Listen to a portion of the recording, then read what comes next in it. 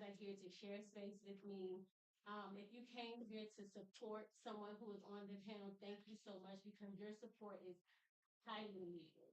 There are a lot of things that go into putting together something like this. And just the fact that you decided that it was important enough for you on a Saturday when you could have been doing anything else to come and share space with us means an astronaut for me today. So thank you so much and give a hand for yourself.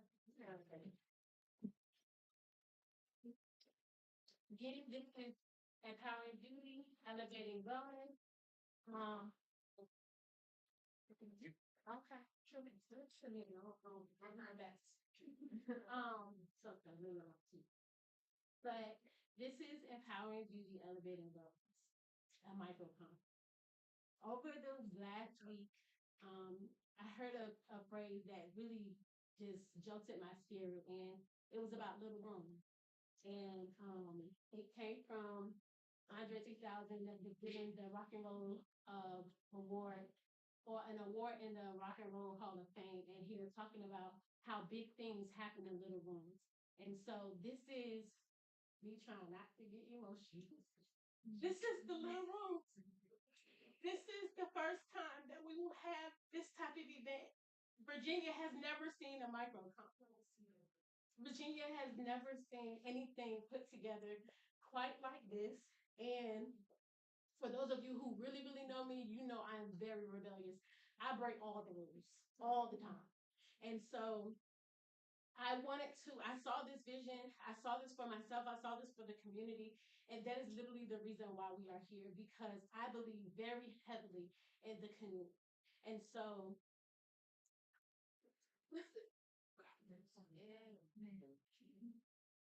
I'm just so thankful. I'm just so thankful that God saw me fit to be able to. This is gonna last. I'm just so thankful that God saw me fit to be able to carry out this mission. It just means so much to me. Um, before we get started, I want to let you guys know that our panelists they're all mine, okay? So if you're sitting close to a panelist and you need to speak, try to use your softest voice possible because we have virtual attendees and everything that you say will be able to be picked up on different microphones and heard virtually, okay? So I think my mouth is big enough. I don't think I need this. But I just wanted to make sure you guys were mindful of this, okay? Um, well, I was switch with that. Um, I'm going to introduce my panel to you guys. I want to introduce my panel to you guys, and I want you to be able to ripple warm welcome. I can't see it. Okay. So our first panel that we're going to have, we have Crystal Henry. She is our sound practitioner. We have Kyra Adams. She is our fitness advocate. We have Regina Kinkisa, and she is our Ayurvedic practitioner. We have Navi Kingmaker. We have Navi Anderson Brown. She is our homesteader. We have Tiffany Daniels. She is our birth worker. We have I'm about to introduce you. We have Devin Amadi. He's our financial advisor. We have Malira. She is our therapist. We have myself. I am here, although I am a stylist, I am working in the occupational self-care advocacy space because I also do that. And we also have my sincere thank you and gratitude to panel presenting you with the these certificates. So thank you so much for being here.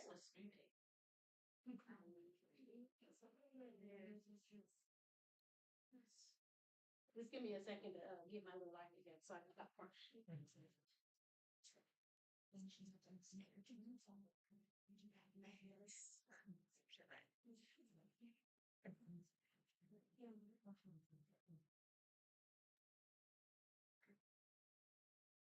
So we have broken up the panel. If you guys have been following me on Instagram, we have been doing lives every single week for the last week and a month and a half, actually. Allowing you guys to get to know the panel, allowing you guys to get to know.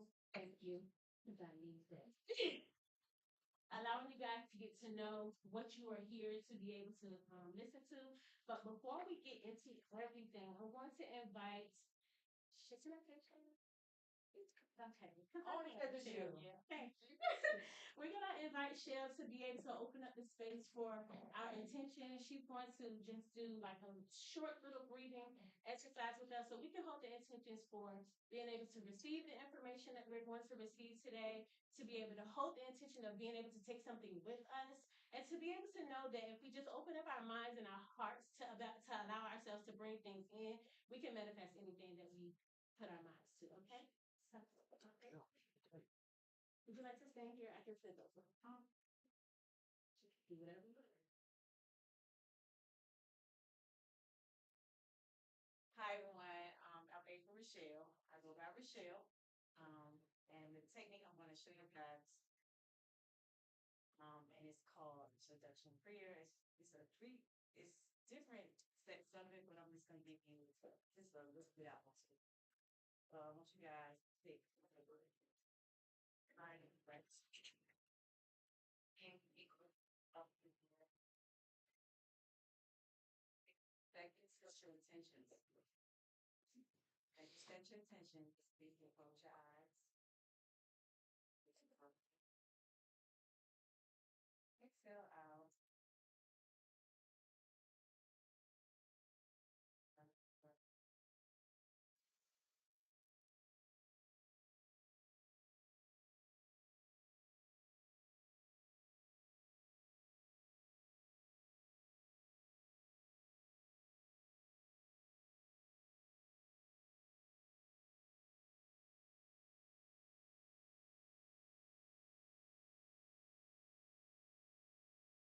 Two, three, four, five, six. Again, inhale. Two, three, four. Hold. Two, three, four. Exhale. Two, three, four, five, six.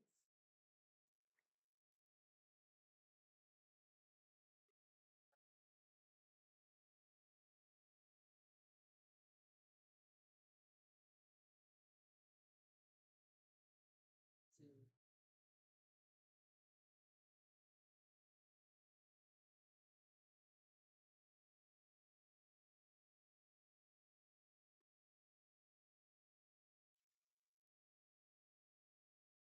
Show you a technique that gets you into a deep relaxation.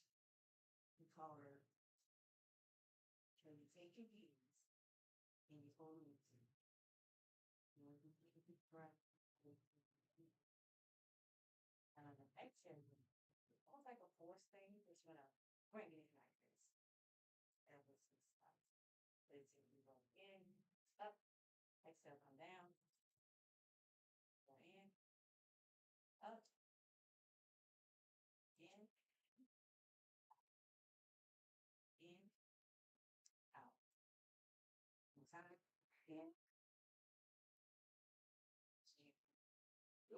so basically, what this does is at that time it will improve how University, Cornell University, this is it helps relax the vagus nerves, which is body to help with stress level, anxiety, emotion, movements.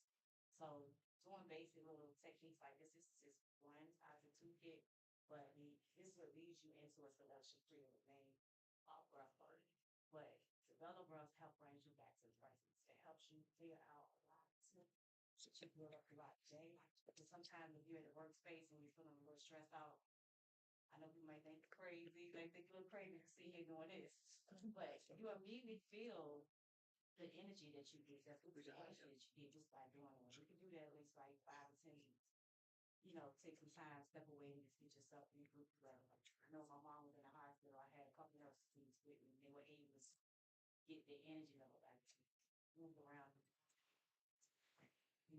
frustrating when the acid units got a whole bunch of patients to take care of at one time. So that's just one of those things. So what I do, I also teach hatha yoga as well as meditation. I'm a meditation facilitator. Can you tell me where to find you at? Oh, you can follow me on IG right now. It's extraordinary underscore beauty. Sorry. Thank you. Thank you so much. Right. It's hard to know. And we're going to open up the first channel, which is the vibe. We are going to be having our presentations by Crystal Henry, Kyra Adams, and Regina Coutu. If you could give her if you can give them your attention, thank you so much. Okay.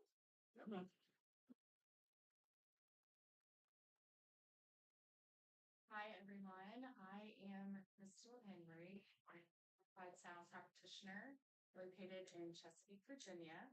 I also am a hairstylist by trade as well. And we have two salon studios. We have several of them. They're amazing women businesses inside.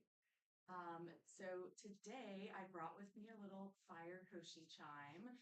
I chose this specifically because a boost of like energy, creativity, and passion. And I feel like that's what this event is all about. A lot of times, throughout the day, feel that like stress or tension in the body, and sometimes we may not even notice if we're in that kind of survival fight or flight mode. And so kind of going back to a daily routine where you kind of calm your nervous system or that sympathetic is really important, and that is where our bodies can like truly feel. So if you guys want to just slowly soften your eyes, I want you guys to get cozy and allow your body to come into the space.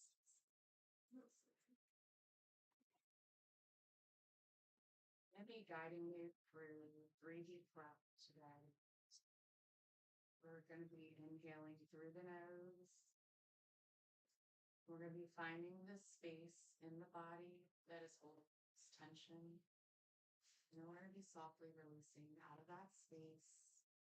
Really using the koshi chime to guide the breath.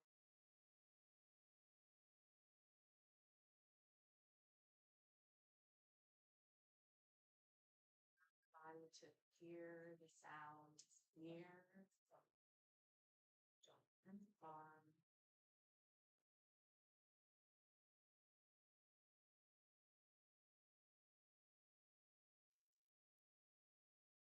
Slowly breathe in through the nose.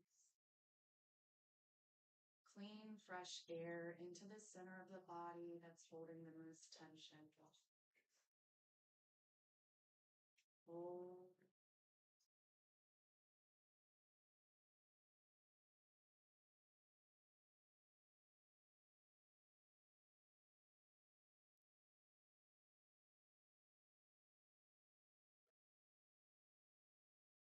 Body.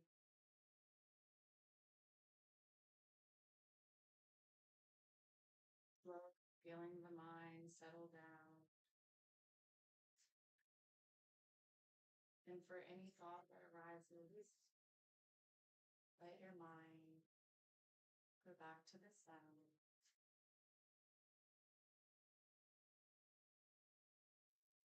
Again, deep breath in through the nose.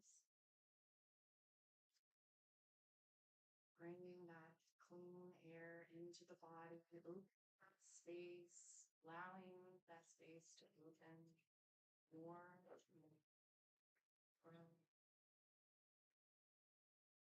Slowly exhale.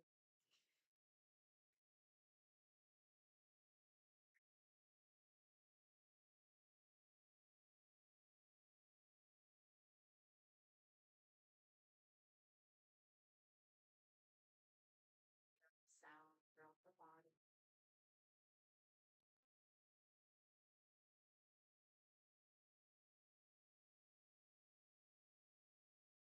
One long deep breath in through the nose. space up. Creativity, passion, energy. Slowly exhale.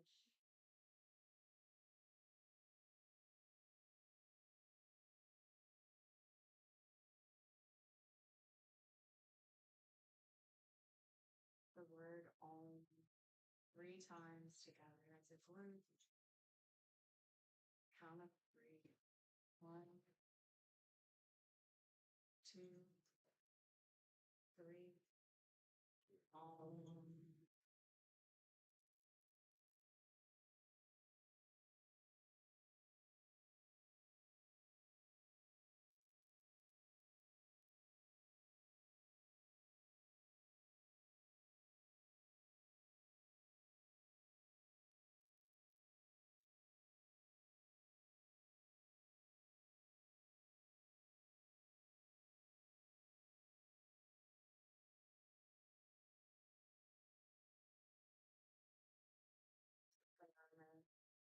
Notice how the body feels. Placing the right hand on the heart center, the left hand on the space just under breastbone, right above the belly. Connecting the heart and the solar plexus.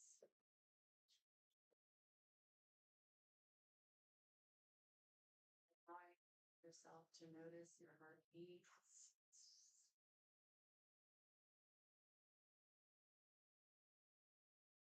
Feeling the softness of any part.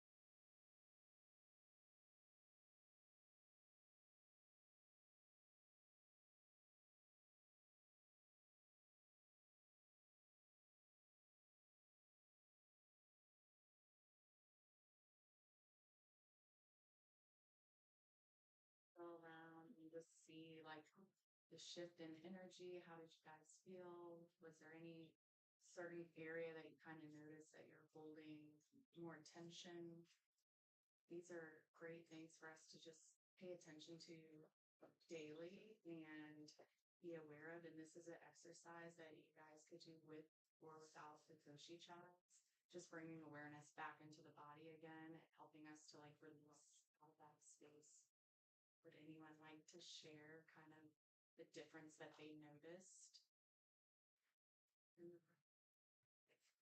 The coding and my heart in the fruit. As you as you went on with the meditation, yes, I'm sorry. As you went on with the meditation, I felt a heaviness just off my heart. Love that. That's amazing. Yeah, and our heart center is really one of the biggest ones that sometimes we don't even realize, like, even we give so much love, out to everyone else. Sometimes we don't even like to see that same love that we're pouring out. I know for me specifically, my heart center has been like a big one I've had to work on. I've had a lot of back-to-back practices, and so grief is where you hold like in the heart center. And so sound has really helped me with being able to, you know, just soften that heart space and, give myself a little bit of grace. And when I first started doing, that technique, I really could feel the pounding almost in the chest. And as I continued noticing that shift of like, wow, it actually feels lighter. And you would be surprised how just 3 breaths can do that much work. Did you have some? I noticed the face. What I usually carry much. Yep. And my stomach. Yep. And our shoulders, our neck and shoulders, where we hold, there's like burdens and tightness and basically the weight of the world on your shoulders. Yep. And then our solar plexus is where we hold a lot of that like stress and anxiety. And, sometimes that comes with just all the different things that we're around when we step outside alone, that frequency alters us or different sounds we hear throughout the day. And our body is like a piano, right? So like if there's one sound that is a little bit out of tune, then it kind of throws our whole system. So that's amazing. Thank you for sharing that. I love that. Thank you so much. Thank you. No. Oh, okay. You're just okay. Awesome. Yeah. Thank you so much. Yeah. Absolutely. Get my sounds. No, put some in to help you with your tongue. Oh, you got me.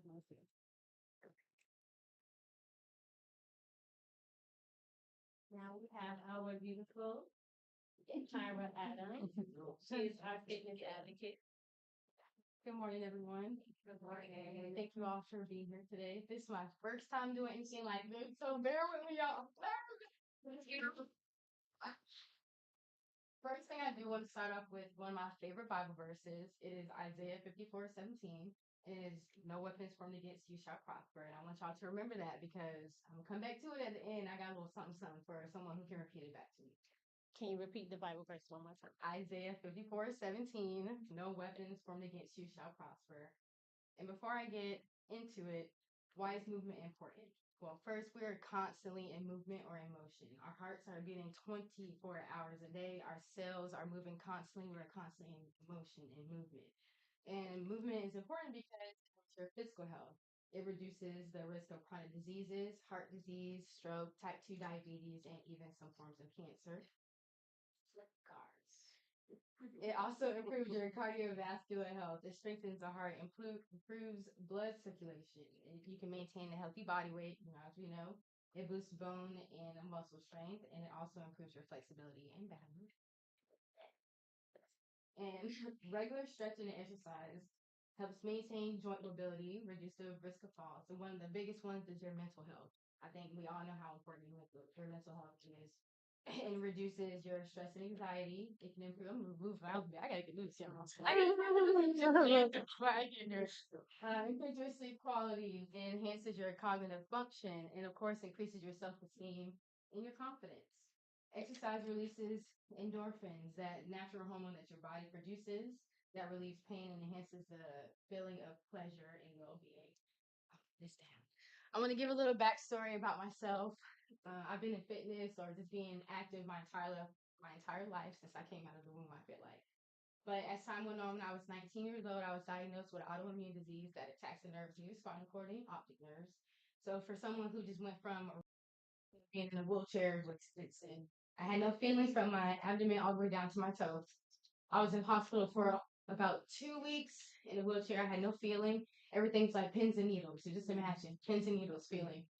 It took me a while to get my mobility back, but I also want to share how much a privilege it is to be able to move. Like it's so important to just move your body and have the ability to do so. You got to take, like pride in that. Like it can be taken away in an instant. And when it comes to like working out, a lot of people like say how hard it is. We all have been through something hard, I'm sure. But why not go through that hard thing that you know is going to be positive benefit? You know, we also have like so many responsibilities in daily life. Why can't you like treat your body as a responsibility? It's your responsibility. We carry a lot of trauma in our body, so we have to stretch that out. We are in that same body that we went through that trauma with. Yeah. Trauma and times I definitely want to interact with the audience a little bit. Good. Okay. So let me see. Let's start with. We can do some stretching. Everyone can stand up for me. Might not want to. Let's do it. All right, so one of my favorite things that I do every morning is come back roll. So we're just going to clockwise it out. Go down and around for me. What is it? 3 times. Get rest while you're doing it. We're on counterclockwise that thing. Around. Right? Not so do shoulder stretches. We're gonna loosen up. Yeah, I heard that crack. Reverse it. Get your body loose. Get your body feeling. Be one with your body. It's yours. Start early. Everybody feeling. Y'all good? Yeah. Okay. Yeah. All right.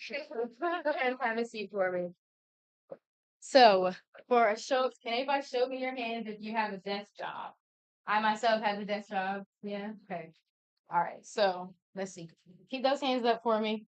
1 through 10. Give me a number. 9. 9. Okay. Number 5. Okay. Number 7. Dang, that's my number right there. Fit while you sit book. I actually got this at Five Below. There's so many like stretches and exercises that you can do just while sitting at your desk. You can even work with water bottles, just little things that are around your house. You don't have to even use like weights.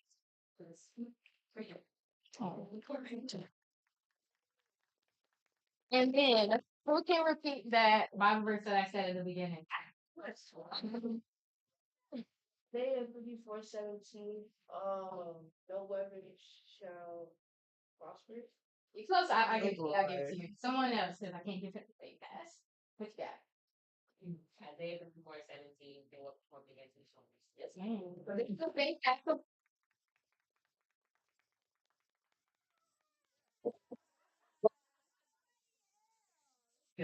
Give another question. What is one benefit from moving the body? Stress regulation. Ow. Okay. Thank you. A lot of people like to procrastinate, be like, "Oh, I'll do it tomorrow." But one thing I do want to say is like, how foolish of us to think that we have tomorrow. Yeah. We have today. That's all we have is the power of now. It's a really good book. I should read it. Yeah. The power of now. So take advantage of the power that you do have and go move your body. It doesn't have to be lifting weights. I know that can be intimidating, but there's also so many different forms of active, like Pilates, yoga, just walking or stretching. Like there's so many different forms. And although they may not be for everyone, movement is for everyone. So I want to leave you with this. With everything that I said in our Isaiah 54:17, are you the weapon that's formed against you?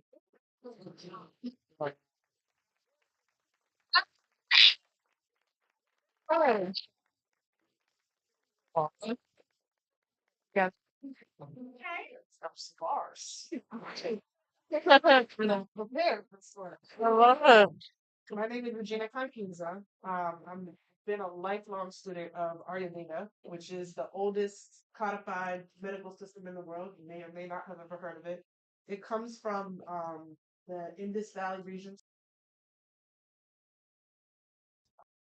I wanted to share with you all why Ayurveda has helped me in my practice. I now call myself an integrative health practitioner because I run functional labs.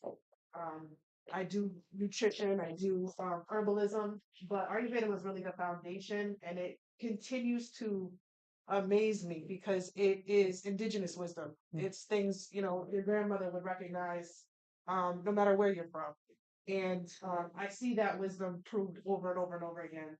And so there's three things that when I reflect on the last 12 years of working with women on their health, that I have learned that I feel like are really, really, I want to convey them to you. They're my pearls and I want to give them to you. And this is really the best of what I have to offer this morning. So the first one is comes out of my own experience. So like many of us, I think that are in this industry, we've had some type of health challenge, and that's why we're doing what we're doing. So when I was in my 20s, I remember my doctor sitting me down to tell me there's no way you're going to get pregnant. And that significantly changed the next 17 years of my life because I basically thought I better do something else with my life other than have a family. I'll fast forward so it doesn't be too dramatic. I have a child that I birthed in my bathroom that was 10 pounds. So we'll spare the drama. We don't need that. We just got relaxed, so we don't need a nail biter. But I've always had little things going on. So when I was young, all the way through my 20s, I used to faint randomly. I would go to my doctor and be like, I'm fainting, and they're like, yeah, but you run 3 miles, so you're good. It's fine. But it's concerning. I'm standing in the bank with money, and this is when we used to deposit money into the bank. Money flies up. I wake up, and I'm not sure did everybody hand me back my money or not. I don't even remember how much money I had. So there were a lot of times where I was like, it's not functional though. Like, how can you help me? And the help would stop. I remember before I got pregnant, I've been working on my hormones, and I brought my doctor different information that I had was like my hormones are low. And they were like, well, when you get pregnant, we'll give you some progesterone. And I'm thinking, these are my hormones. I need them. I need these hormones. I need them for my heart health. I need them for my bones. You don't just need hormones for babies. And I had been a practitioner for a while. I worked with herbs. I took a lot of different womb herbs. I was doing things that I knew to help myself at the time. And this really goes to my first real like aha moment as a practitioner was I'd done I'd given myself 3 months, which a lot of the womb herbs, if you're any of you are herbalists, they take about 3 months to work. Hormones can be a 3 month project. You got to give yourself some time. Nothing is a so months came and went and nothing happened. And now I'm upset. I'm like, what's going on? I did everything my mentors told me what's going on here. And I remembered in Ayurveda, they say all health and healing starts in the gut. So I was like, I have been having some food sensitivities. And I see this with a lot of my clients now. I'm like, do you have any, gut issues, digestive? They're like, no. But they'll tell me there's a bunch of foods they can't eat. Of course, they're not using the bowel, they're not having a bowel movement every day. They've got a list of things that are going on. And this was true for me too. So I started to, in my head, I was like now getting mad because I'm like, the list of things is growing. There's a lot of things growing. And I decided, let me be faithful to Ayurveda and work on my gut health. When I worked on my gut health, everything changed. So I was thinking of it as there's this work and then there's that work and there's others, all this work to do. When I worked on my gut health, everything just came into alignment. And it took some maturing because gut work, when we talk about gut, now you'll hear that thrown out. People, it's sort of a casual conversation. But people think kombucha, they think take a probiotic, they think, some sauerkraut or kimchi. And your gut starts in your mouth and ends in your anus. And so we got to talk oral health. We're talking like this whole tube that is going through our body. There are different parts of it. And so I had to really learn about that whole system. But when I did that, I got pregnant immediately. That was the thing. That was the difference maker. And I tracked my menstrual cycle. I could see everything snap into alignment, but I had been told I wouldn't get pregnant for 17 years.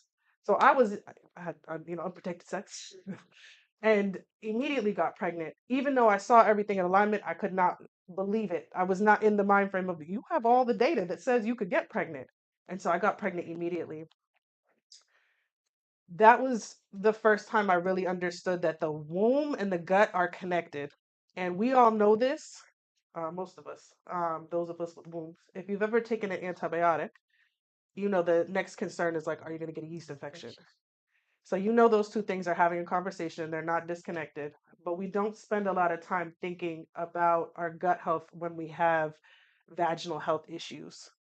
So, in our community, fibroids is very common, endometriosis, heavy menstrual cycles, infertility, cysts, PCOS, all these things are there. And I see a lot of people do interventions like at the vaginal health region. BV is another one that's like very reoccurring. You get BV, UTIs over and over and over and over again. And I see people do stuff. It goes away for a little while, it comes back, comes back. And what I've really found in my practice is when you focus on the gut, that's when you really start making changes. And that's what's for men too. There's a men's side of this, but I wanted to offer that because a lot of people are silently suffering with their fibroids and their heavy periods or any of these issues. And a missing piece is really just their gut health. Um, so that was the first real aha moment. And so that's my approach now. Everything I understand the gut as a parallel organ. It's related to your immune system. It's related to your hormones. It's related to your moods. It's related to your every single system in the body. And so when I see people now, I know we're going to get to some gut tending work. That's just essential for their health. The second real aha moment for me was when I started working with minerals. I had not, you hear about protein, you hear about eating your fiber, eat your vegetables. I had not thought about minerals, and I know there's some little allusions to minerals here. We think about the periodic table, and I run a test now with folks. It's the easiest test that I run, it's the cheapest test that I run, but it gives you such a big picture of your body. And what we see is that because we're living under late stage capitalism, people are stressed out. We work too much. We're not with our families. We're not singing in community and doing things that bring us a lot of pleasure. So people are burnt out. There's not enough minerals left in the soil. So even if you are on that mission of like clean eating, healthy eating, you eat these things. I was shipping stuff from some volcanic region to try to get enough nutrition in my food, and it's really hard. And so I don't blame people when I see they're doing their best, but we just don't get enough out of our food. So when I started doing this mineral rebalancing work, I saw people with like mental health issues have enough energy to face those mental health issues.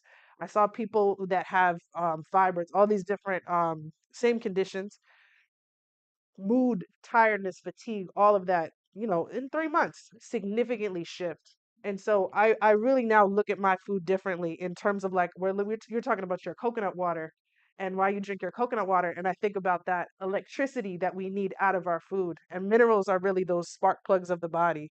The body's looking for, it's like hiring a construction crew to do some work, but you never gave them the raw materials. So you want a healthy body, you want your heart to be beating, you don't give it any instructions to do that. You want your lungs to be expanding and taking in air. You want that little cut that you got to heal, but it's like we haven't given ourselves the raw materials to actually do that work. So minerals really became also the foundation of my work.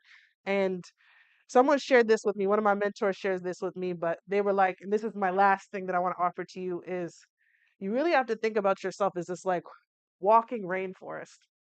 You are pretty much like half human and then you've got all these microbes living on top of you that make up literally half the weight of your body. And so it's important to understand that you are this living being. So when I see stuff like Clorox hand stuff and it says kills 99% of something, I'm like, oh gosh, you don't want to kill yourself. We want to be careful about what we're ingesting. This is why I love coming here because I know I'm going to get taken care of in a way that isn't going to damage my body. Um, but when I think about tending to your microbiome and I think about tending to your minerals, I think about like really tending to a garden. The same things I want to put on the soil in my garden are the things I want to put into my body. And I think that shift has really helped me think about how to approach my health. And so I hope just that you all leave here today knowing that you are this beautiful, eclectic walking rainforest. We want diversity. We want to have organisms that are healthy and that requires really, really starting to learn about your own body. So just wanted to offer you all that.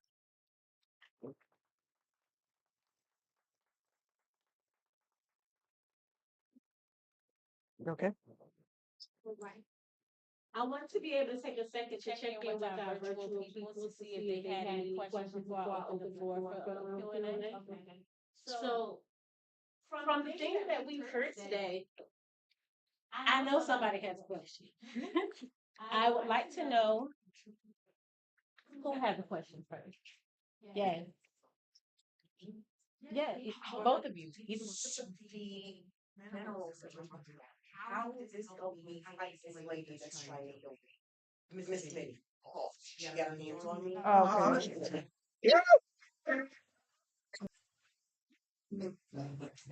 I was like, I'll come up. I'll come up. No, okay. Sure. Oh, We do a yeah. lot of organic things Yeah. and Yeah. don't much do like hormone replacement and that type of thing. Yeah. But this mineral, the testing helped me find some balance in that. I would say the Before minerals. you answer that, I want Good. to just repeat it for the people who are Sure. virtual. So her question is for the lady that's trying to attack her with calls. She wants to know if the testing that Regina provides is something that will be able to help her with being able to balance out her minerals because she does not want to do mineral or hormone replacement or anything like that. Okay. Thank you for that question. So, because that gets at something that I think is important at all stages is the one shift I had to make is hormones are a symptom, they're not a root cause. And so behind your hormone, your gut is your largest endocrine organ, really. There's 60% of it is covered in like hormones making cells. So when we go through the different life parts of our life cycle, our gut is changing and our hormones are changing. So part of this is gut tending work. And then also it's energetically expensive to go through these transitions. And so nourishing yourself looks different at every stage. And most of us have not been taught how to eat as a teenager versus as a young adult versus I'm in the prime of my life versus menopause. We have not been taught that, but our dietary needs change. And so it is helpful to know, yeah, what it is that you need. So this would definitely help. Royal, you had a question? Yes. For someone who's like a beginner when it comes to meditation, I guess this question is for you Yeah. and the young lady Sure. Yeah. back there. Yeah. For someone who wants to get into like meditation or like just starting out, like what would you suggest? Like, because I've tried Before it you so many times and Yeah. So hold on one second. So her question was for the people virtual. I'm gonna repeat after you guys because I want the people on virtual to be able to hear the question. Her question was for those of you who are just starting. what would you suggest for people who want to get into meditation or into the meditative space to practice it for themselves? Yes. Yes. Well, first, thank you so much for your question. I was going to say, when we were doing that exercise, where were you feeling the tension at in your In my body? neck, my shoulders, Okay. my back. Okay. Yeah. Yeah. So, was it your mid back? No, my lower back. Your lower back. Okay. So that's normally around like your sacral and then our throat center, which is like our center for communication. So what I would do is that technique kind of that we did during the session, I would just daily incorporate it to your routine. Even I always say, even if you are so busy and you're just like, hey guys, I gotta go to the bathroom for a second. You don't have to tell anybody what you're doing in that bathroom. Just close your eyes, just stand there for a second, take that deep breath in, and your first breath could be going directly into that throat center, holding that breath there, and then releasing slowly out of the mouth through that space, and do three deep breaths into that. And then you'll do three deep breaths into your sacral right here, and then slowly like releasing out of that space. That would be what I would recommend to start, and then just incorporate that daily. So make it part of your regular regimen of like, hey, no matter what, I'm going to do this for myself. And I think that you'll start to notice like, hey, my communication's getting stronger. I'm starting to be, more creative and different things like that. Cause normally our sacral is where we start to not feel as creative as we once were and things like that too. So I think that would be a great way. And I think even just a week into doing that, you'll start to notice a shift in your body too. Yeah. We have one more question. We're gonna take one more question. I have a fitness question. So, I'm in my mid-40s and I just recently started working back out. What would you suggest to women that around my age group? Um, Something that'll make it easier for them. So her question is for she's in her mid 40s and she just started to start working out again. She wants to know for her age group what is something that it would be helpful to be able to start back again. Okay. Thank you for that question. Sure.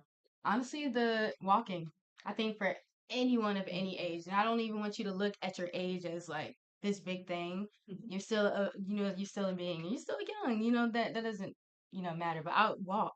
That's literally the minimum you can do. 2 to 3 days, 30 minutes if you can. Warming up. I just had the thought while I was in the restroom, excuse me. But I was like, everyone has these run clubs, but I think I'm gonna start a walking club. And just, everybody just come out and walk for 30 minutes. Yeah. So, yeah. Yeah. Yeah. That answer that. Yes, Yeah. I I got you. Yes, ma'am. Started it. Thank you Just so birthed much. a new Thank project. you guys so much. This is our beautiful, lovely body panel. Please give them a hand. And while we are transitioning, I have created space for our inside the program for while we are transitioning our panel for our vendors to be able to come up and spotlight themselves. So would you like to come up, Shell? So we can go ahead and switch over to the soul panel. Okay, pass it out. Sure, sure. Thank you. You just grab this and stuff. Nah, yeah, Well, I media yeah, team yeah, absolutely. set up. Absolutely. Yeah, please do. And if you have any questions, just let me know. Yes, Okay. absolutely. Thank you. Yeah. And heading out. Are you too? Or No. Okay. It's nice seeing you. you take Yeah. care. Thank you. You too. I need to call you soon too. Yeah. Oh yeah. Good. Good, Perfect. good. Oh yeah. Here. Do you want my last? Thank you. Thank you. Here. Perfect. Actually, keep this because I have your information. Oh yeah. That's it. Yep. Well, should you keep yours? Okay. My husband, professional where I had a control. I've been in early stage. I've been really deep into the health here the last 15 years because of mental health, because that's something that pay heavily to my family. A lot of people go undiagnosed with mental disorders. A lot of people don't know how to manage their health. So for me, my path going into yoga and meditation stem from me just trying to alleviate a lot of my mental stress. So moving forward, I started creating oils and sprays because when I'm doing yoga and meditation, I like to smell nice. And I know smell has a tendency to lift your mood. It can change your mood. It cleanse your space, and it keeps certain type of people out your home too. When you spray your house and it smells good, certain people that's not good, don't feel good about that, they tend to leave. So it definitely keeps certain things out your home and out your environment. But overall, about Armstrong Apiary, we have, like I was just sharing with a few people, my husband and I, we had fruit trees over on our land, and we were intentionally going to be producing a lot of coconut. We had literally, my husband and I, myself, had planted 150 coconut trees into the ground, but unfortunately, we had Melissa, and we only have 20 of them standing. And my husband is now nursing back, but a lot of our fruit trees significantly, got damaged through the storm. We lost. We had 30 hives, so we down to 10 hives now. But for me, I use the honey for a lot of different medicinal uses. It's good for your health. It's good for here in our area. When we was here in the Hampton Roads, we used to have our honey to give and sell for people that fight allergies. And I used to suffer real bad with hay fever and the seasonal allergy. But when I started taking honey and the pollen that comes from the honey, actually taking the pollen itself can help build your immune system up and help you fight against the seasonal allergies. So I learned a lot. Just learning beekeeping from my husband and doing what I do. But you guys, you're more than welcome to take a view of what I got. We also sell herbs, natural herbs to anybody that may be in the business. We quantities. So if you're in the business of making tinctures or butters or whatever you use it for, and you need a supplier, we're more than open to be of service. Thank you. And while we have you here, we will be going live this Tuesday. Because ADI is partnering with her business to be able to send proceeds back to Jamaica to be able to help their homestead. Why am I getting emotional? I guess you can feel it. It's that maybe I You can definitely feel it. feel that I'm energy. holding back. I definitely want to be able to have my business do our part again. I'm really big in community. And so if you guys have a moment during Tuesday at 8 p.m., we will be going live to be able to talk about the different things that we will be doing. We should include a big box here to be able to bring perishable items and things like that to be able to send back to Jamaica. And it would be greatly appreciated, you guys, wholeheartedly. Thank you.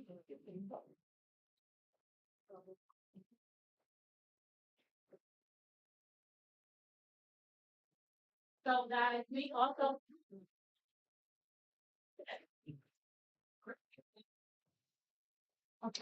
so while I'm meeting and getting them getting lined up, I wanted to make sure that I point out to you guys that there are pamphlets.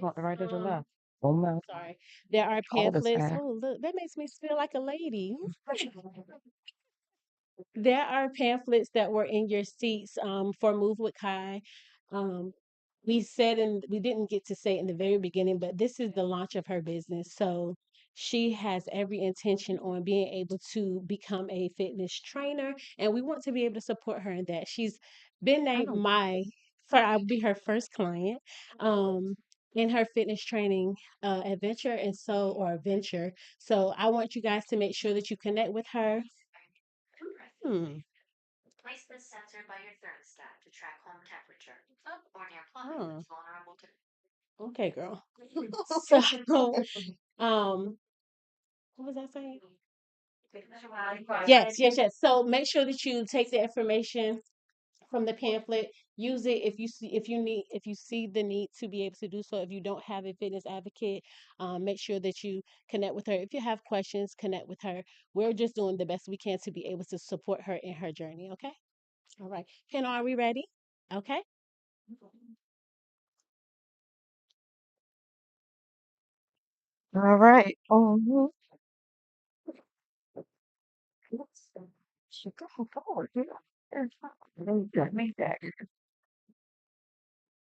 You ready for us to start?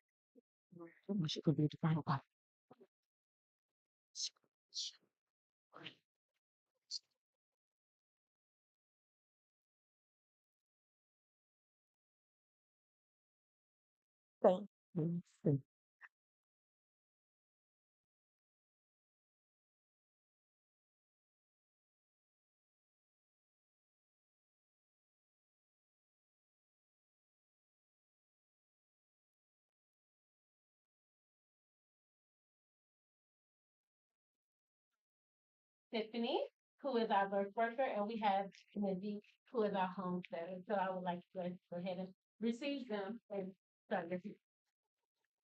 Well, look, we start myself. Okay, so yes, I'm Tiffany. I am a midwife.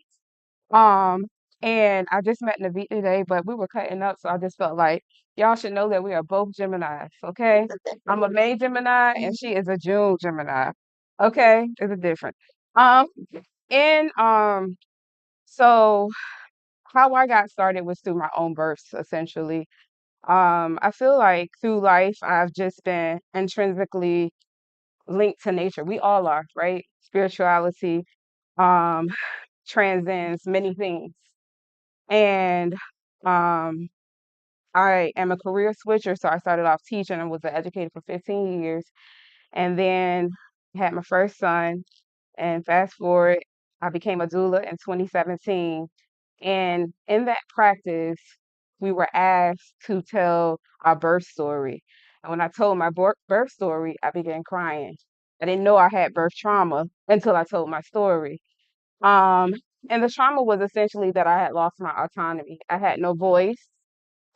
People were touching my body, and even the doctor who delivered my baby, I had no connection with him, and he was inside of my body, pulling my baby out. They took my baby away from me, washed my baby up. Nobody asked me if I wanted any of those things.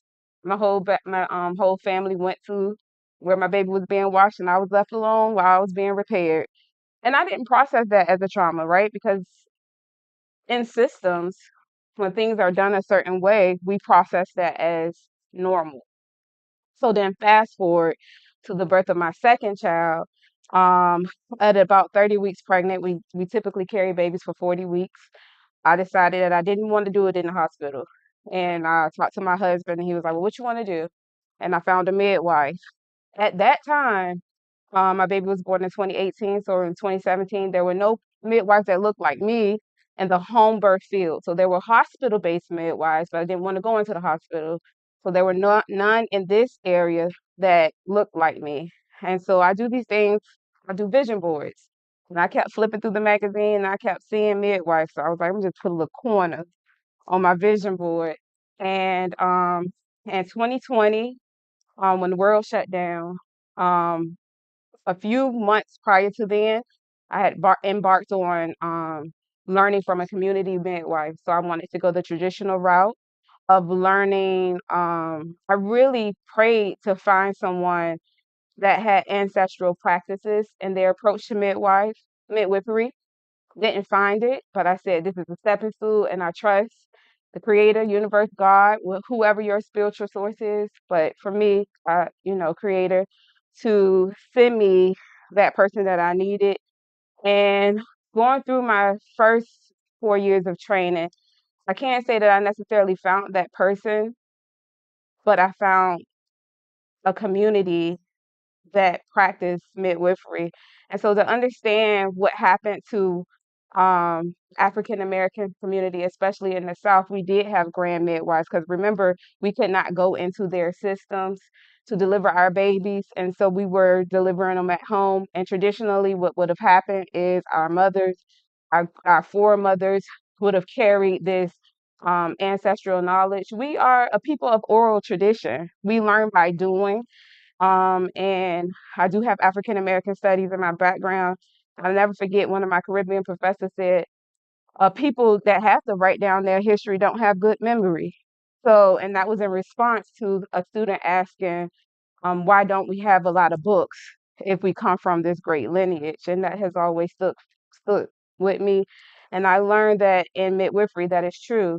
You have to sit with women. You have to understand what women are going through. You have to understand societal influences, environmental influences, and it's not just the mother, it's the father too. The father helps create the placenta, and that placenta, once embedded in the uterus, can cause all types of reactions with, as we just learned, within the endocrine system. Um, and then that endocrine system is supported by all the other systems. So we are a micro of the macro. So look at the universe and look at how the universe kind of starts in chaos and comes into order. That is birth. right? And what I am hoping to do with my practice, and my practice is called Holism, Birth and Community Wellness. So I don't just focus on birth, I focus on community and the wellness of the community because I'd like for us to understand that conception really starts 2 years prior to ever really being conceived in the physical. And so I want families to understand that and I want to support that. Um, Part of my background is natural health. So I've learned through Trinity School of Natural Health. So I also have a naturopathic certification. So I bring that into how I practice. But I also have been blessed to have some wonderful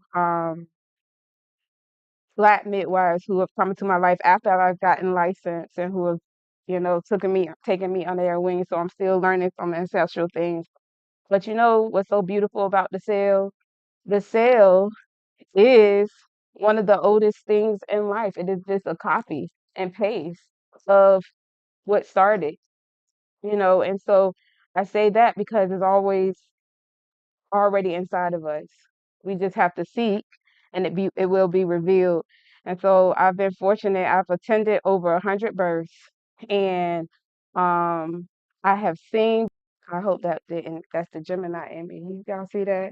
You know, because I'm trying to get so much out in a short period of time, but really what I'm really am trying to say is in America, in the United States of America, Black women, we are dying in birth. We are experiencing morbidities and mortalities at a high rate that is unconscionable for an industrialized nation, which means it shouldn't happen.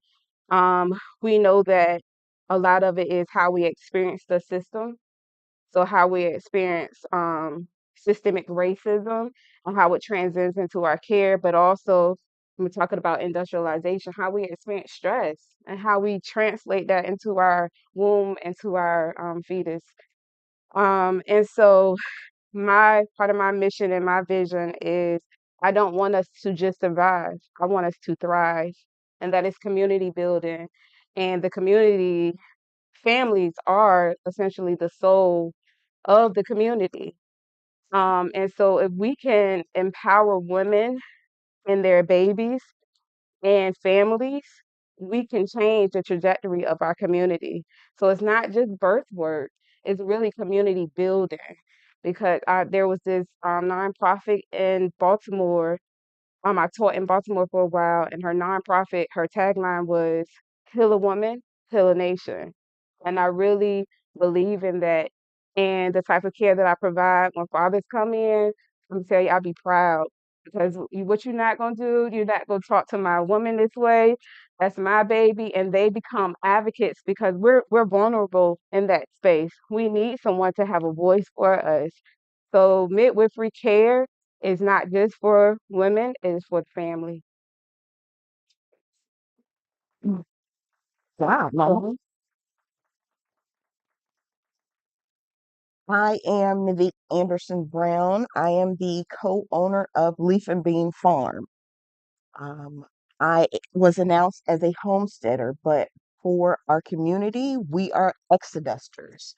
When home 50, 60 years after that, when they were giving out land, we consider ourselves homesteading in color. This is our birthright.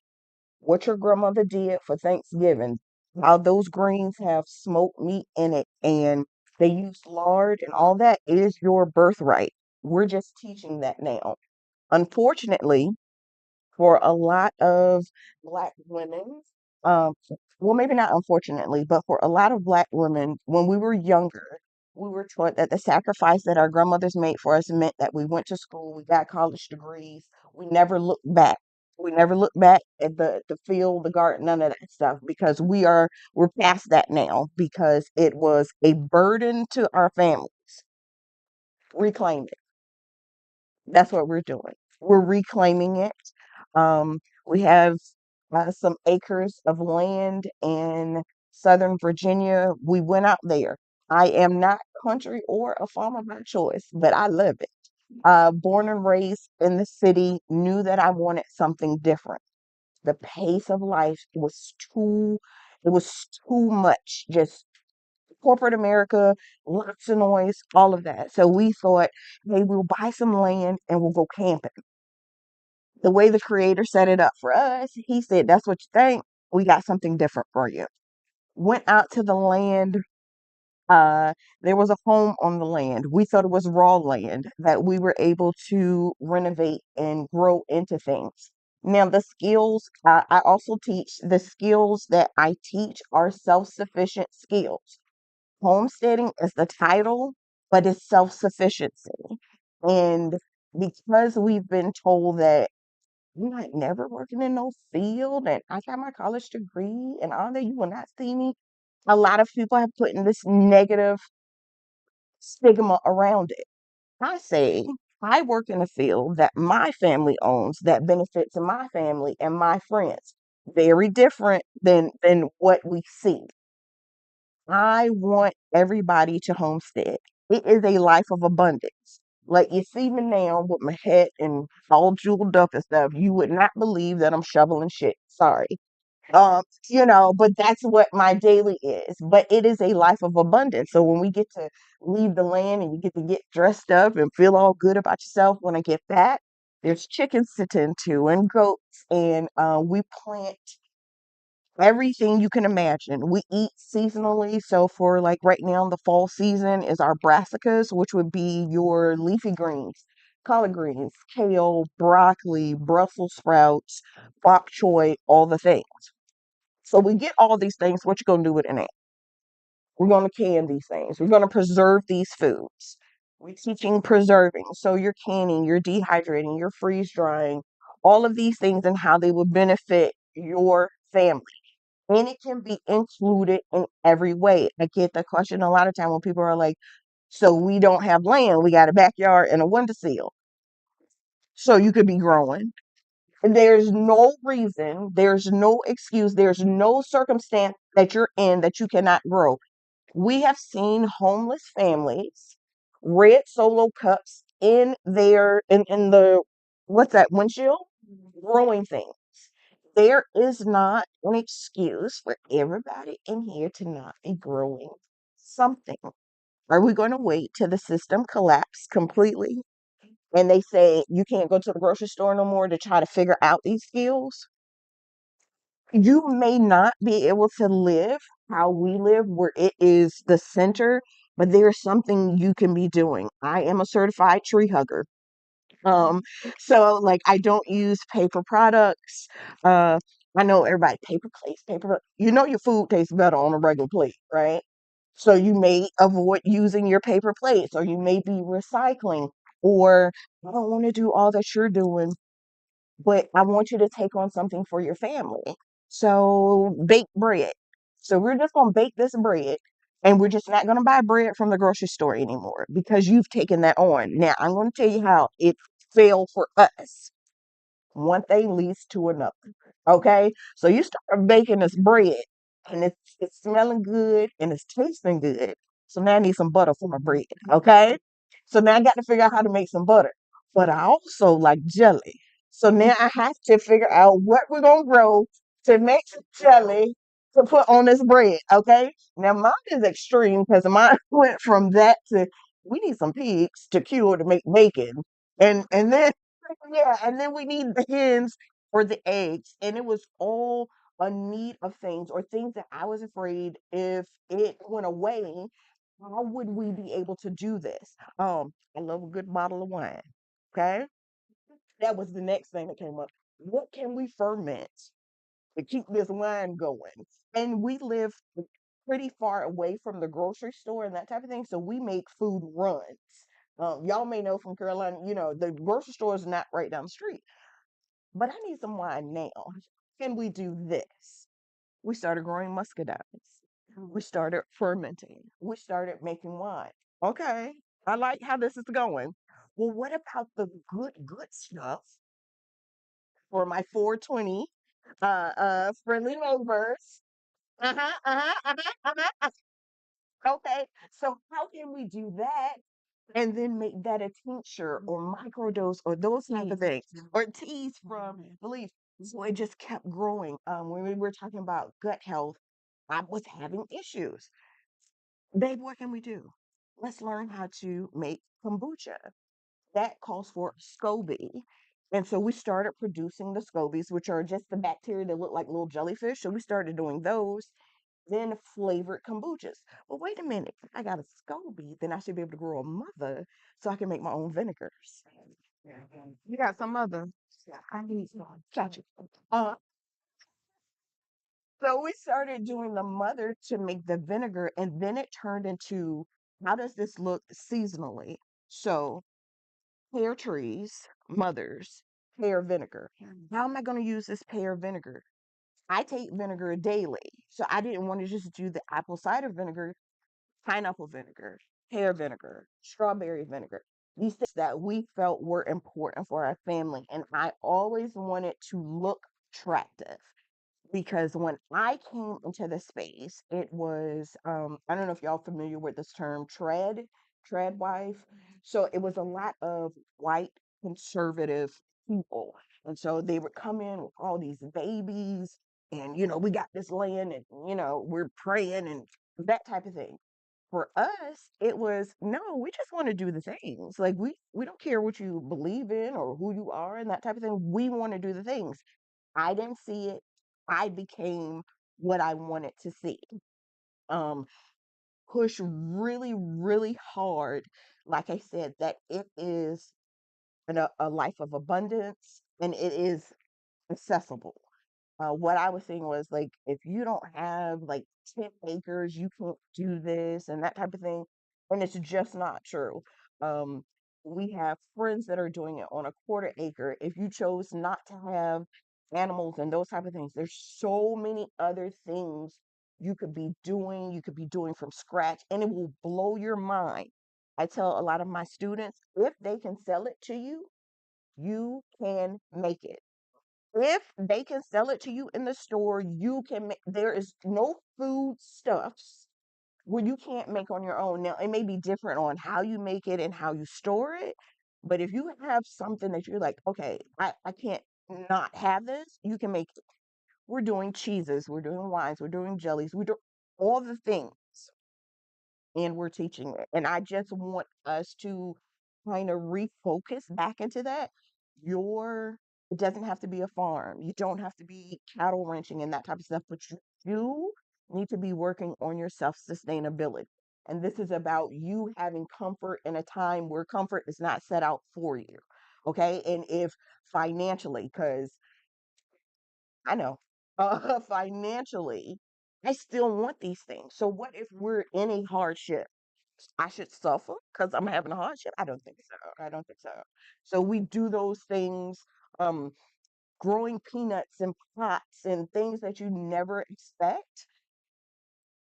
You should be homesteading, and I'm your guide to help you with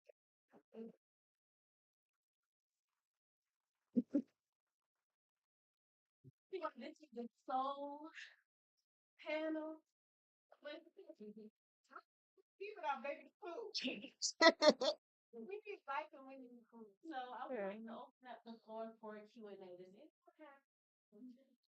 I got super excited to kind of pursue. Oh, that's really good.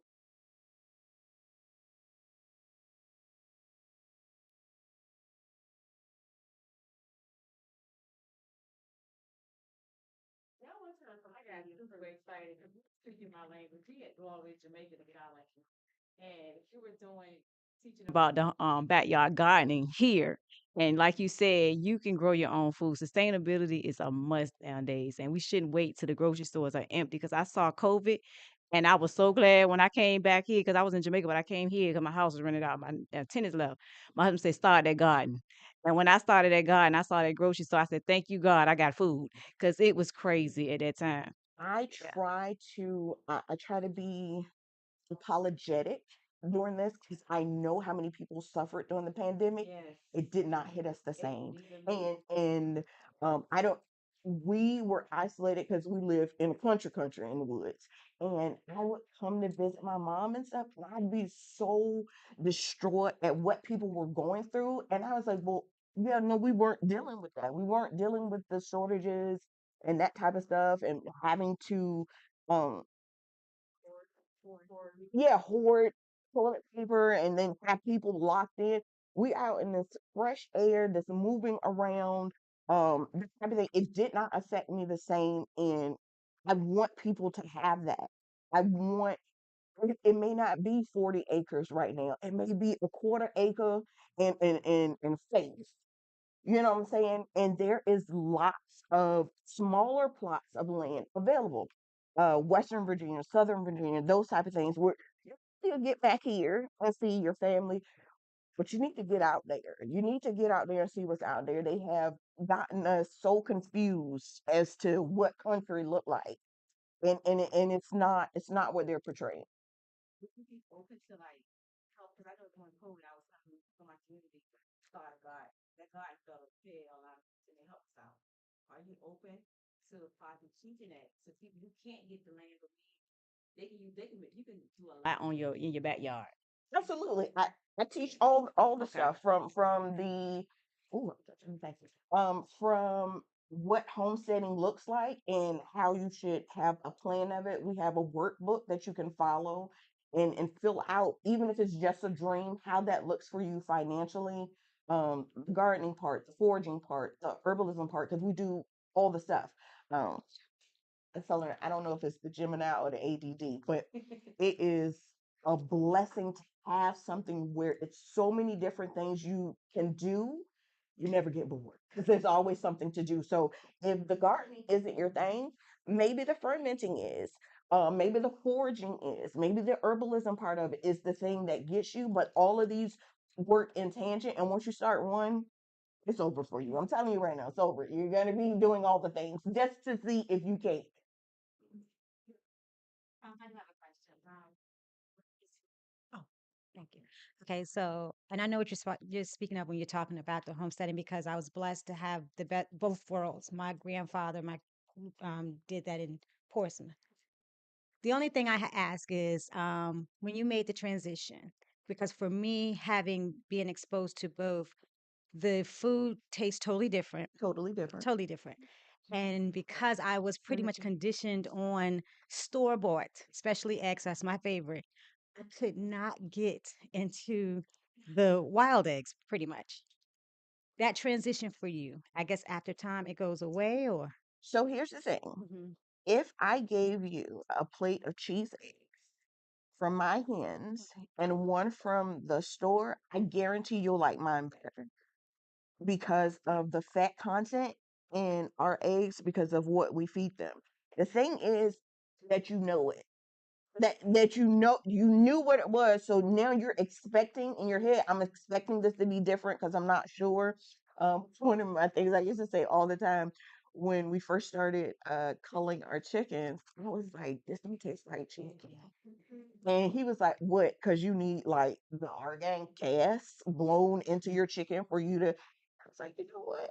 We are so used to the convenience of things that we will allow and tolerate stuff that we know we should not have in our body. You know, this is the foulest stuff you should eat.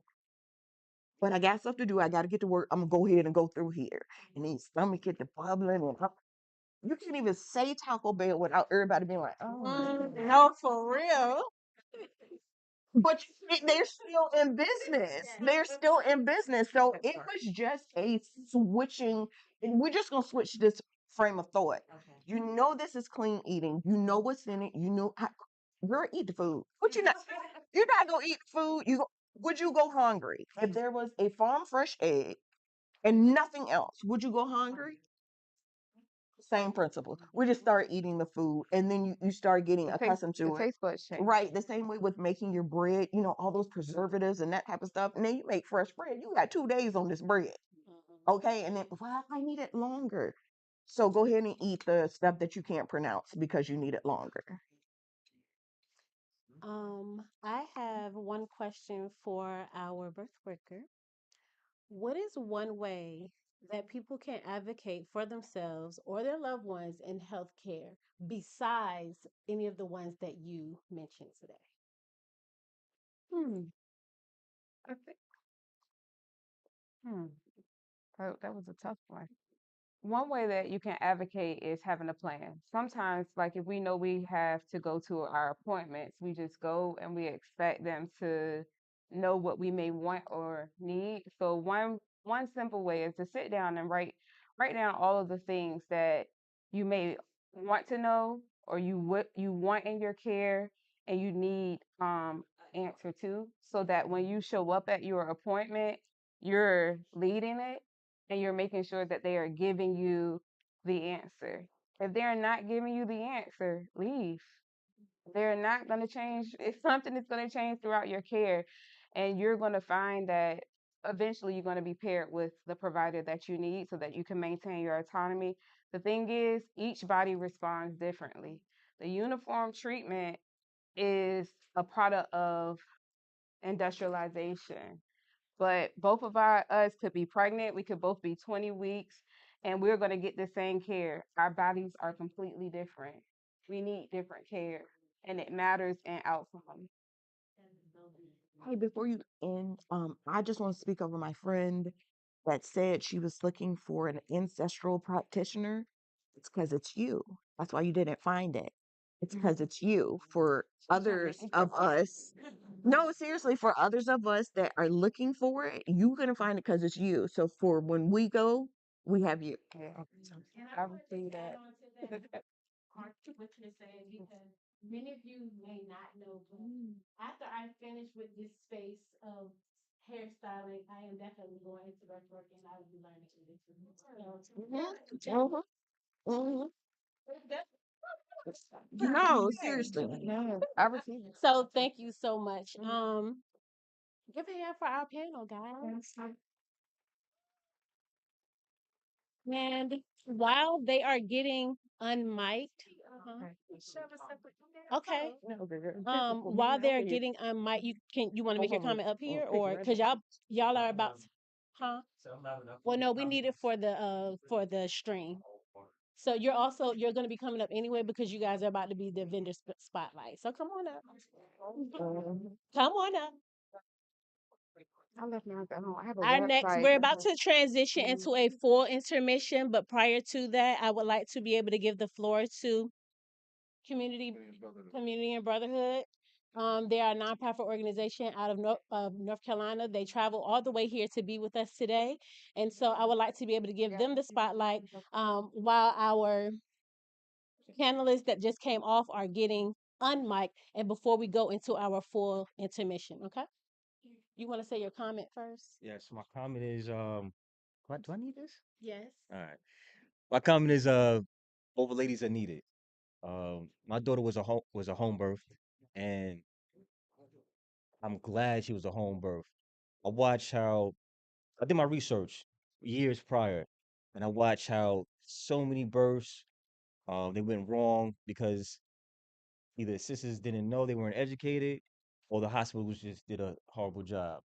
Um in our space with community brotherhood and we'll share this in a second. But that brother right there, that's my chef right there. He grows food. Um, does it all for the most part. Salam's Kitchen. Yeah, so, definitely an advocate for natural eating, organic eating, and things of that nature. But that's my little spill right there. Uh, do I still need this? All right, let's roll this out real quick. Roll it out. Let me roll it out. Ubuntu. I am Because we are. So first off, we are community and brotherhood. I'm gonna let our boy Izzy here recite our creed for y'all, and then I'll get into introducing what we're all about. Right? We are community and brotherhood. We hold the virtues of integrity, justice, and kinship. We strive to see knowledge from the cradle to the grave. We uphold respect for one another as well as our community. We aim to uplift those who are in need through our discipline, confidence, and spiritual awareness. From boys we become men, we are rightly guided and move with intention. Good job. Flawless, flawless. Good job. Good job. So community and brotherhood, we came about 2023. Just a meeting of the minds, a bunch of different eclectic brothers from different groups. Well, I'll let them all introduce themselves. I'll just say this is Tariq, This Bilal, he was ahead. He's like couldn't make it out here today, but yeah, we just met a few years back and we all had a common goal. You know, we wanted to see the community be and do better. We knew that there were a lot of different gaps where we were seeing boys lacked, purpose, they lacked drive, they lacked ambition, they lacked a lot of the guidance that we wish we would have had. Some of us did have that, others among us didn't have that. All in all, we had that common goal and need. So but we took about within I'd say 2 months of us meeting each other, a month and a half of meeting each other, the movement was established. And then we took probably about a year and a half to develop a tailored curriculum, called the Transformable Mindset Curriculum. And it's copyrighted as well, where we highlight everything from mental health to dieting and how dieting isn't just what you eat, but what you listen to, the conversations you have, the impact of having the positive relationships in your life, knowing the right people, positive decision making, emotional journaling. We got the boys emotional journaling, talking through their emotions. So mental health is really big to us as well. I've served their parents, their moms have bought food for me and things like that. We have different field trips that we take them on. We have them work out, do exercises every day when we meet. So now we currently have expanded. We're on that third session of this transformable mindset curriculum, and we've expanded it out to now include days for hygiene and etiquette, and then another day that we have for outdoorsman skills with our guy Tariq. So I will let our other guy speak. Oh yeah, did I introduce myself? Wow. See, it's big, it's bigger than me. It's bigger than me. That's what it is. I'm Kaleem. I'm the secretary and co-founder of Community and Brotherhood. Right. Now let my other brother speak. I hold the oh yeah, go ahead. I hold it for you. Thank you. All right, I'm Tariq. I hold Tactical Tuesdays, and on Tuesdays, what I do is um, basically teach them tactical to think outside of the box, I guess you could say. So basically, I also am an outdoorsman. I've backpacked through the Appalachian Mountains from North Carolina to West Virginia. I survivalist, I guess you could say.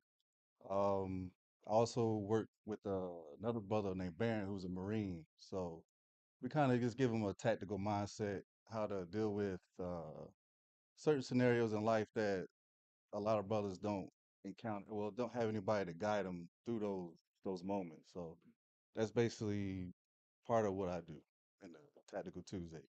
And I'm not good at speaking in front of big crowds. So uh, I've done 13 years armed security, started in Brinks. I've worked with Homeland Security. I've done all kind of different scenarios. So uh yeah, that's my role in the group.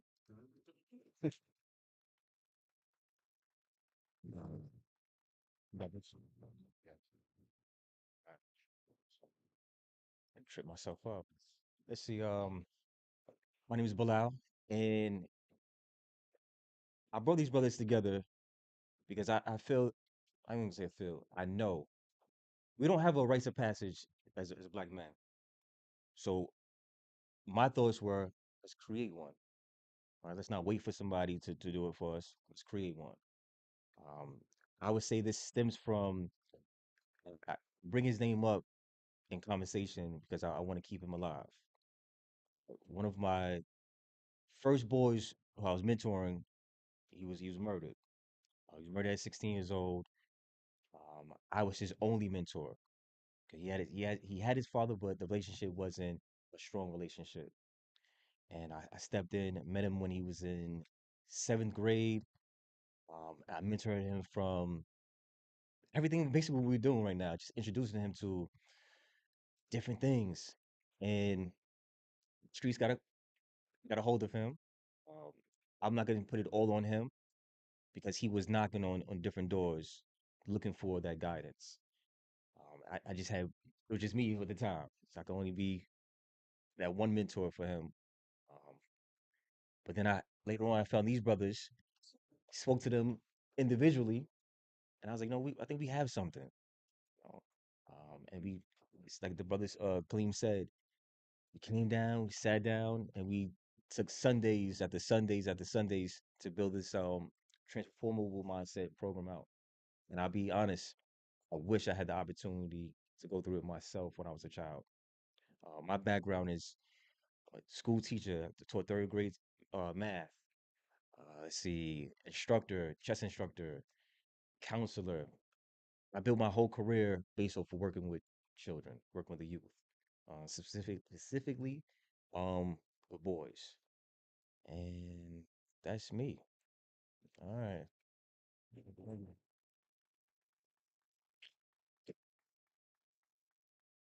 you get anybody else with this one? Where are you guys based again? Durham, North Carolina. Okay, wow. You guys open to having chat?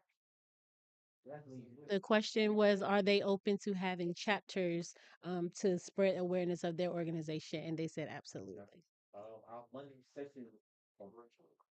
So we're already here. We go again with this mic. Um, our Monday sessions are virtual, and anybody could chime in and get some etiquette classes. Let's see. Thank you. Appreciate you. You can find us on all social media platforms. We have a website, communityinbrotherhood.org. So that's the website. We're on Instagram, we're on Facebook, TikTok, and YouTube. Yep. That's us. Yeah. Just the letter N. So you guys, for those of you who know me, you know that I love I love my black man. Real. I love men in general, but I hold a very, very near and dear space in my heart for black men, and I'm so I am so proud of you. I'm trying not. I'm been crying all day. But just for being able to create this space, I was literally over here bawling listening to him recite your free. I didn't want to disrespect it. And so I'm just so thankful. I'm so thankful that you guys exist. Before I even knew Corey Bilal is a very, very close friend. He's family for me.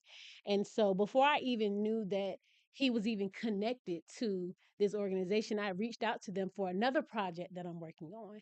And I'm like, I have friends down there. I want to be able to bring it down there. And they're like, yes, please. It wasn't until a couple weeks ago that I learned that you were there. And so that just made it make more sense to me. And so I'm super excited to be able to bring my gentleman's apothecary event down to North Carolina, and they would be the first to be able to take attendance to that. So I'm super excited for that. So Also, by the way, 'cause this is a nonprofit organization. Here we go again with the mic. Um, it's a nonprofit, right? Three times, right? This is a nonprofit organization, so funds are kind of tight. So we definitely have things that we sell. I published a book. It's actually my second book. It's over there in that corner, little orange bag. I appreciate this, sis. Um, I have two of my books. I wrote one last year, and that's the latest one. I wrote that one this year. Well, backstory behind it. I wrote it a few years ago, and I published it recently. But piece of that goes right back to a nonprofit organization. So if you want to support, let me know. I take debit cards, credit cards. Yeah, definitely. All right, that's us.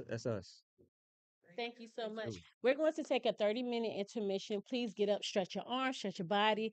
There are a few restaurants close by if you need to go get food, especially if the refreshments back there are not enough. And we will reconvene in 30 minutes. What time is it?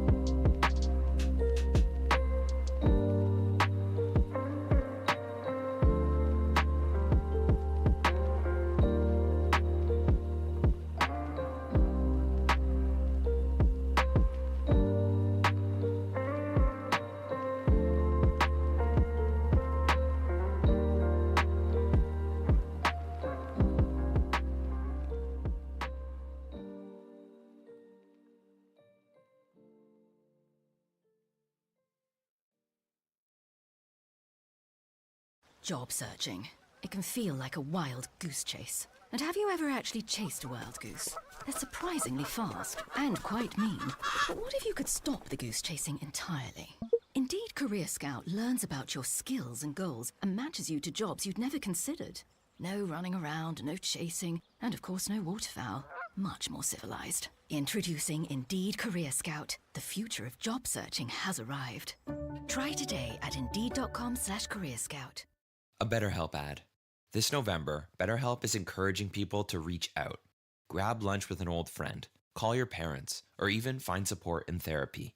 BetterHelp makes it easy with its therapist match commitment and over 12 years of online therapy experience, matching members with qualified professionals. And just like that lunch with an old friend, once you do reach out, you'll wonder, why didn't I do this sooner? Start now at betterhelp.com/Spotify Music for 10% off your first month. Introducing Oakley Meta Vanguard, the new performance AI glasses designed for athletes with an action-ready ultra-wide camera, powerful open-ear speakers, and built-in Meta AI that syncs with your Garmin devices for real-time insights while you train. Take your performance to the next level with Oakley Meta Vanguard. Athletic intelligence is here. Learn more on meta.com.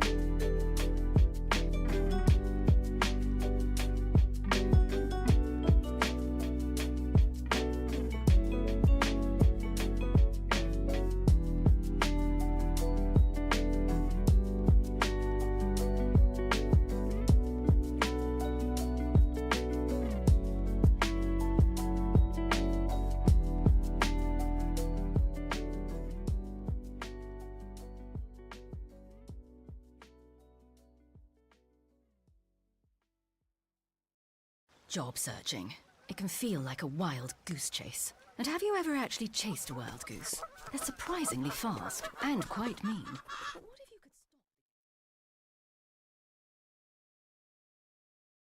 But what if you could Oh, we had to change it around because people had to go.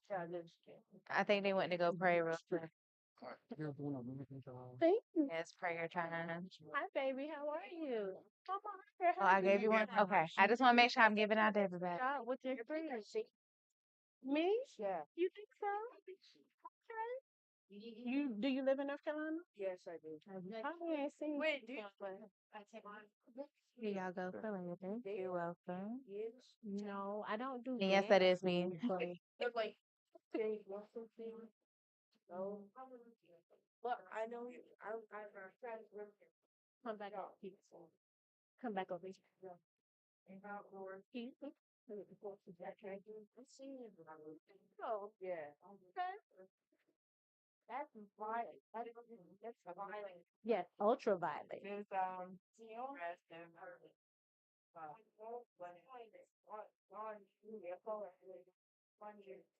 Okay.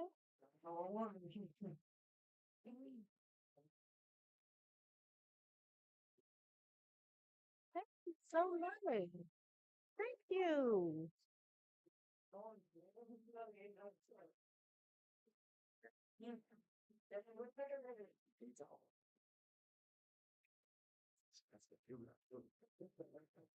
Come on, I got something to say. It's $25 a bottle.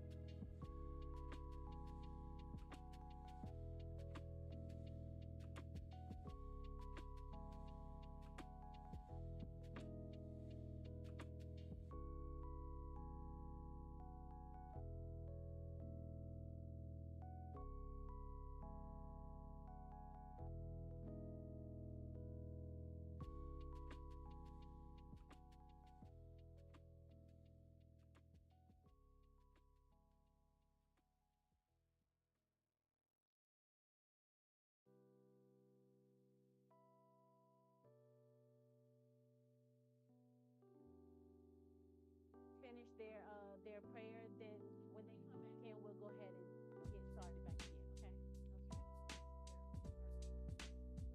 I think it's safe. You can turn me back on now.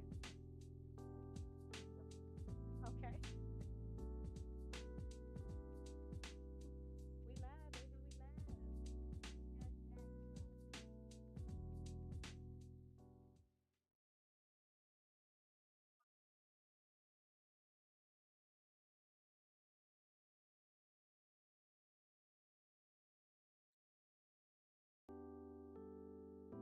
First and second.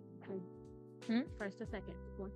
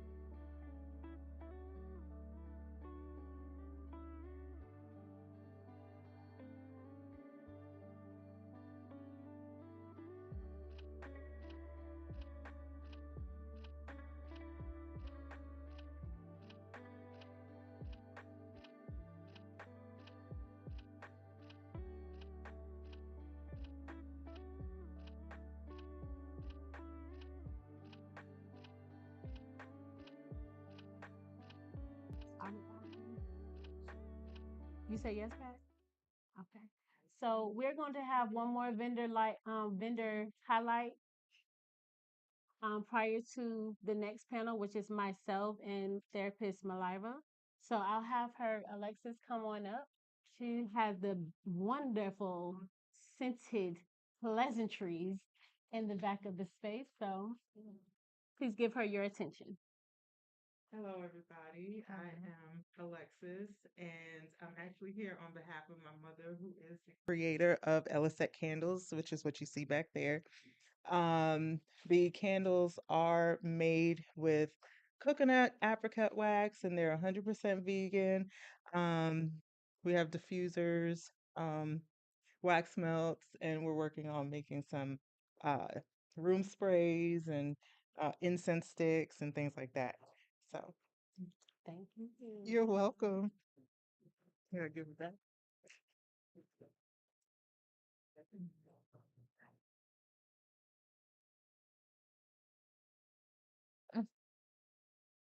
At this moment, we're going to give recognition to our top donor. So the purpose that you guys are here is because the proceeds of this event go towards me launching my natural hair school, Learn ADI Institute. And without your donations, all $1,371.24, your proceeds have been able to sow a seed into our future professionals. Come outside. Please give a hand. Please give a hand to yourselves. And appreciation from myself to you. Our top donor is someone who means an extreme amount to me. I feel like without this person, I would not have been able to get to the next step in my business. And I just want to make sure that I hold space for this person and knowing how much I appreciate them. This is a token of love from everyone that was on the panel. So you have something from each and every business that will be presenting here today. And that person is Elizabeth Richardson. Yes, okay, camera. Thank you so much. Thank you so much for sewing. Somebody help us, please. Hold on. Is she? Okay. This happened the first time we met. Apparently my hair loves all of her jewelry. So thank you. Thank you so much for all that you have been able to do. Everyone who has been able to provide a donation, I promise it will not go in vain. I am going to put every penny to use for my school. It means so much to me to be able to pour into the community. 95%, 98% of the community service that I do, I go out into the community. And so to be able to bring you guys into my sacred space of my salon just means so much to me. And to be able to have that accompanied with your thoughtful donations has definitely sent me to the moon. So I'm not gonna cry all night. I've been crying all week. But these are like good, hearty, healthy tears. I'm so grateful. I'm insanely grateful. So I wanted to make sure that we understood why we were here, okay, and to be able to recognize our top donor. And so we're going to go ahead and get into our next panel. So for the next segment of the Empowering Beauty and Elevating Wellness, we're going to have Nicole J of Salon Labs and the ADI Institute, and then also Miss Malira, our therapist. Yeah. So we'll have them speak. So thank you. Awesome. You ready? Yeah. Okay. All right. Hello, everybody. Okay, now I'm gonna try that again. Hello, everybody. Okay, see I like that. All right. Again, disclaimer. Normally those who know me, I'm normally working the room and moving around. I've had a lot of deaths this week. So I've just been sitting back observing. Why do I share that? Because I'm a therapist with a therapist. I gotta go and talk to somebody. I'm a coach with a coach. I'm a person that need to call my friends when I need something. If you have a brain, you have a mental health. We don't say anything about physical health. We worship it. Go to the gym, go see your doctor. But when it comes to mental health, don't tell nobody you got something. I'm a therapist with PTSD. It's completely fine. It doesn't destroy who I am. It's not my identity. It's just a symptom of life that happened.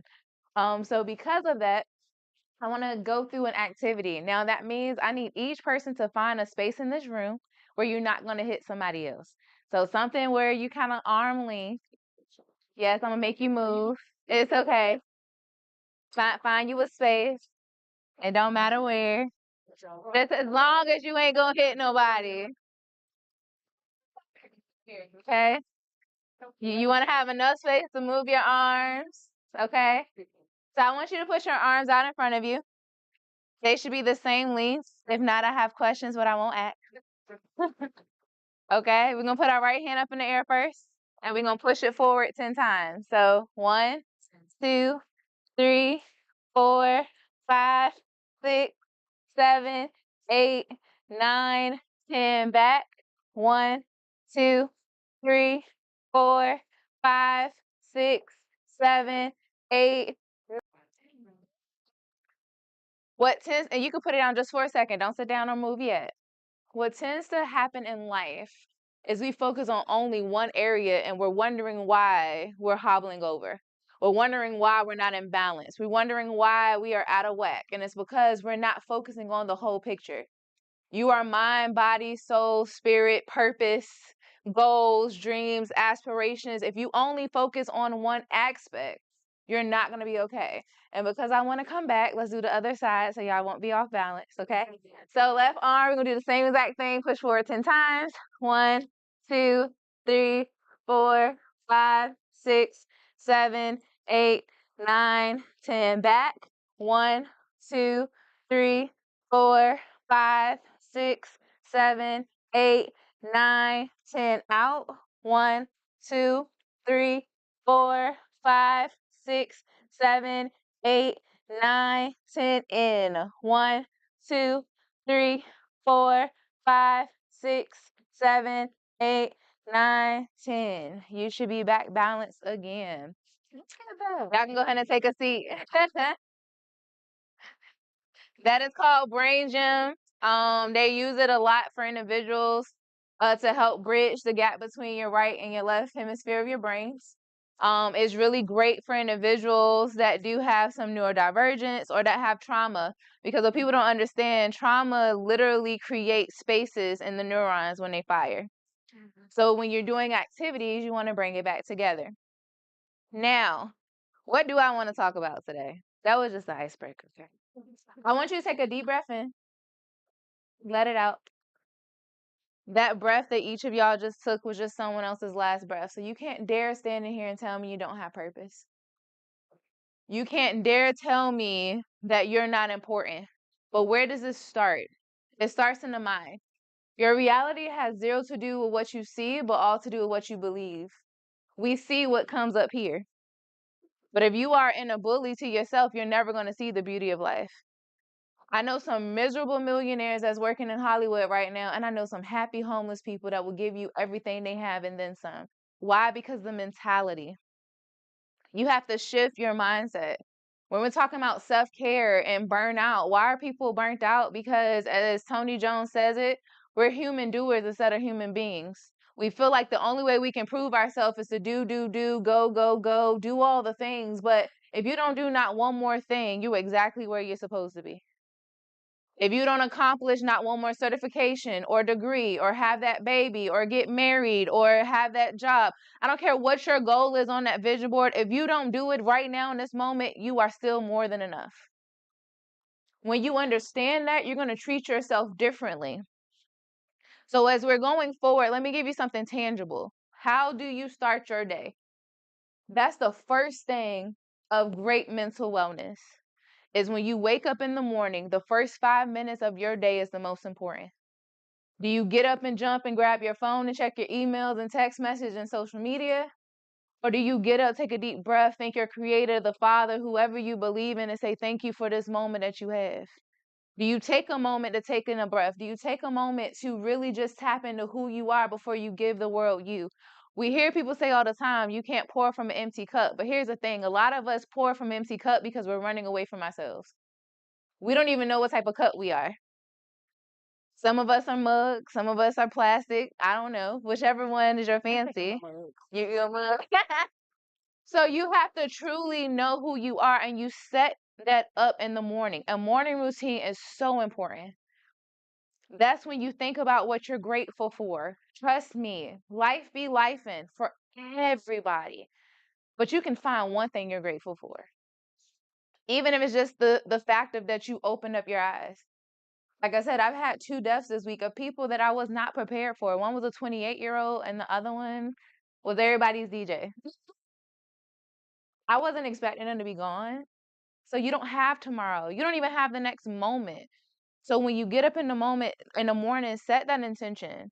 After that, during your day, you are what you feed yourself and not just food. It's the things you listen to, it's what you watch, it's the conversations that you entertain, it's the stuff on your job that you're supposed to do and not supposed to do, it's the things that you scroll on social media. It's all of that. Your body is consuming that. And the only way you can change your mental is if you feed your mind something different. That's where affirmations come in. And are you going to believe it the first time around? No. Do it always click for you? No. But I'm going to keep telling myself that until I believe it. Because once I believe it, I can actually make a change. And then from there, be unapologetically yourself. Listen, I literally march to the beat of my own drum.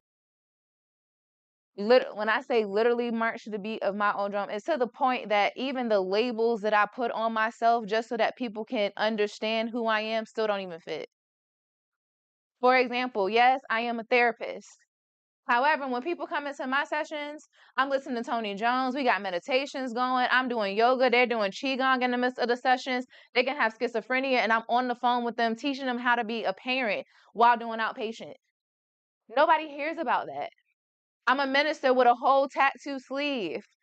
I don't care what other people say about me because mentally I have accepted that I was fearfully and wonderfully made. I've accepted that I'm a gift. I've accepted that I'm a fingerprint of the universe. The same way we can see the stars and the trees and the moon and we get giddy about it, that's how you should feel about yourself. So if you want to know anything about mental health, to be completely honest, your mental health depends on a choice, choosing to realize that you're worth living. So thank y'all for y'all time. Ma'am. You want me to go behind that?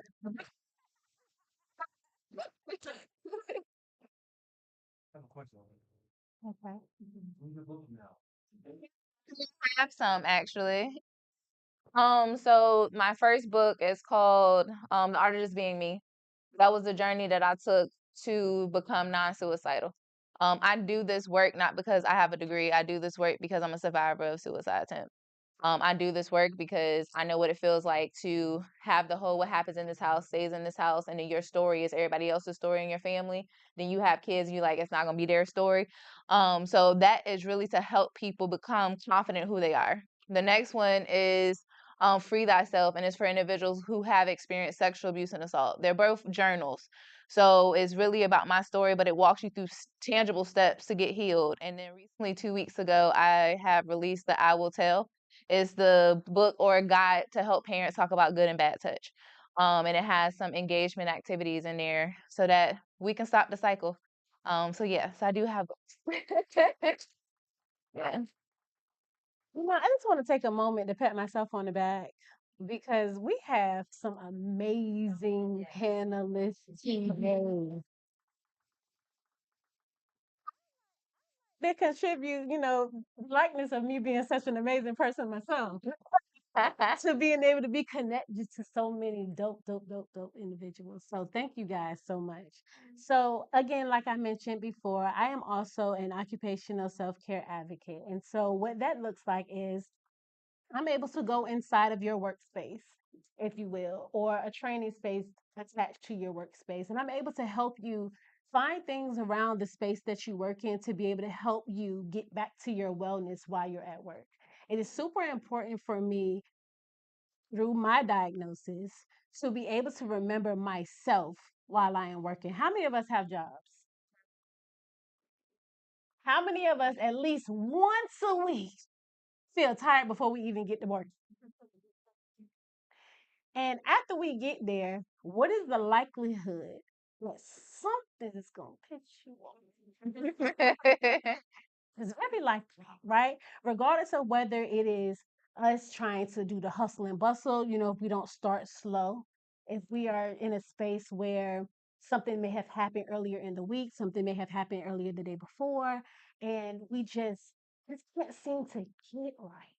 It is so important to remember that you have to include your wellness while you are at work. It sounds strange because typically we go to work to perform, yes? And so when we're performing, we're thinking all about whoever we're performing for and forgetting to perform for ourselves. So, one of the things that I want to be able to point out today, I also have a wellness at work training. And so, the information that I'm going to be providing you guys with comes directly from my training. If you're interested in being able to have a training for yourself, make sure that you hit my website, adistinctimage.com, to book your session. So we're going to start with stress. Stress I use as an acronym. These are things that you can do to be able to help yourself provide wellness for yourself while you're at work. So stress, S, slowly back away from your workspace. A lot of times when we get stressed out, we get frustrated. The first thing we're knocking everything off, right? You want to. That's the way you feel on the inside, right? But just going back into your body and slowly removing yourself from your workspace will help calm down your nerves. Your sorry, y'all, I use all of these mirrors in here. Help to calm your nervous system so that you know that you're about to separate yourself from whatever the thing is that is creating you stress. Okay. T, take inventory of your body. What exactly are you feeling? Where are you feeling your tension? Where are you feeling your stress? Where are you feeling whatever is making you uncomfortable? Or if it was from an interaction, what hit you first? Take full inventory of your body so that you can understand what you need to help. Okay? R, release your tongue, release your shoulders, and release your brows. Because all us being here like this on the inside, right? The first thing we have to do is we need to make sure that we can get back to our breath. But if our tongues are at the top of our mouth, how are we breathing effectively? I think that when I first said release your tongue from the top of your mouth, how many of you did it? Your tongue was at the top of your mouth? Because even in this moment, you're resting, you're okay, but something somewhere throughout the duration of your day has created stress for you, and it's literally making it do it all on its own. So just making sure that you're taking inventory to be able to release yourself, your shoulder, your tongues, and your brows, because we pretty with our brows, right? Will be able to help you be able to calm down, okay? B, express gratitude. Although you are in a stressful space, express the gratitude that you are able to feel anything.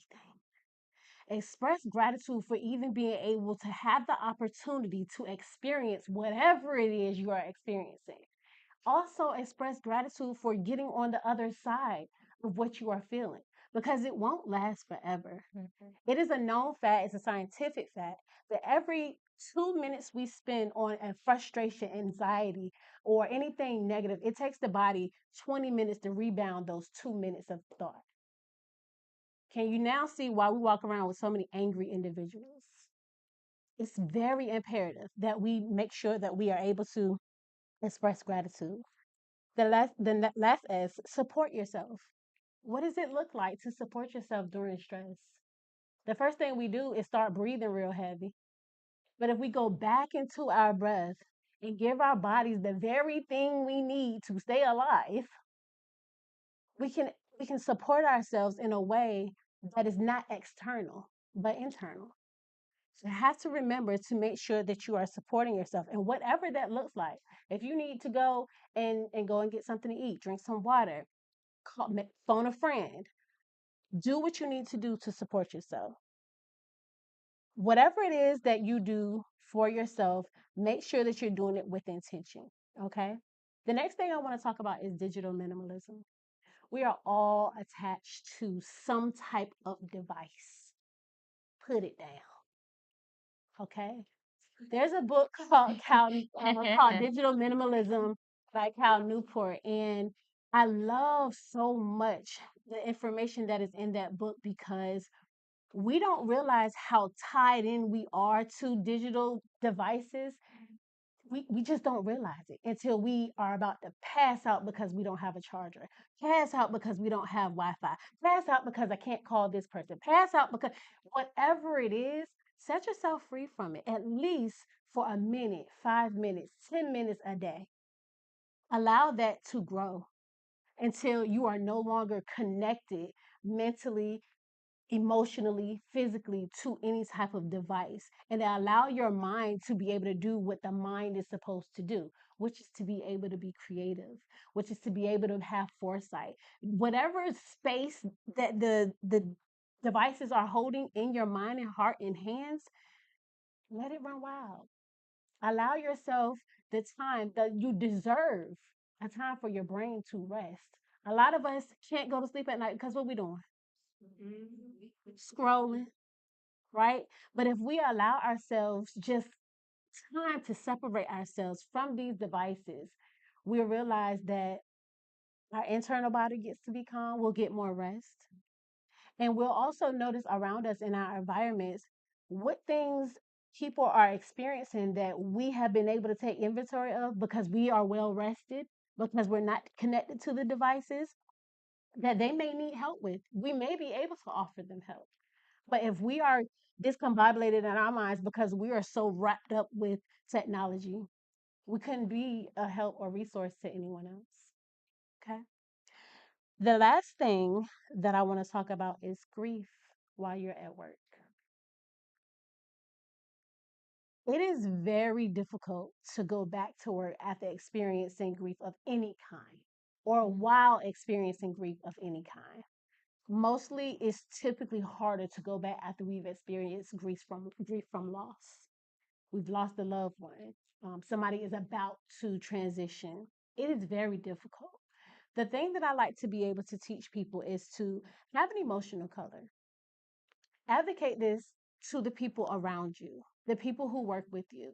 Let them know that when I'm wearing this specific color, and it has to be a color that means something to you, when I'm wearing this specific color, I need your support. I need maybe to be left alone. I need space to be able to allow my emotions to be. So if my door is shut, don't open it. You want me to be nice, leave me alone. Okay? When I wear this color, I need you to understand the space that I'm in. And because you understand the space that I'm in, if you have to hold space for me somewhere else, please do so that I can be within myself in order to be able to deal with you. Okay? So these are things that I like to be able to teach my employees when I go to different places. And literally, like I said, using things around them as indicators, as tools, as resources to be able to help them with dealing with their wellness, amongst the other things that I teach in the training, to be able to help themselves be back to themselves in themselves throughout the duration of their workday. And that's my little spiel.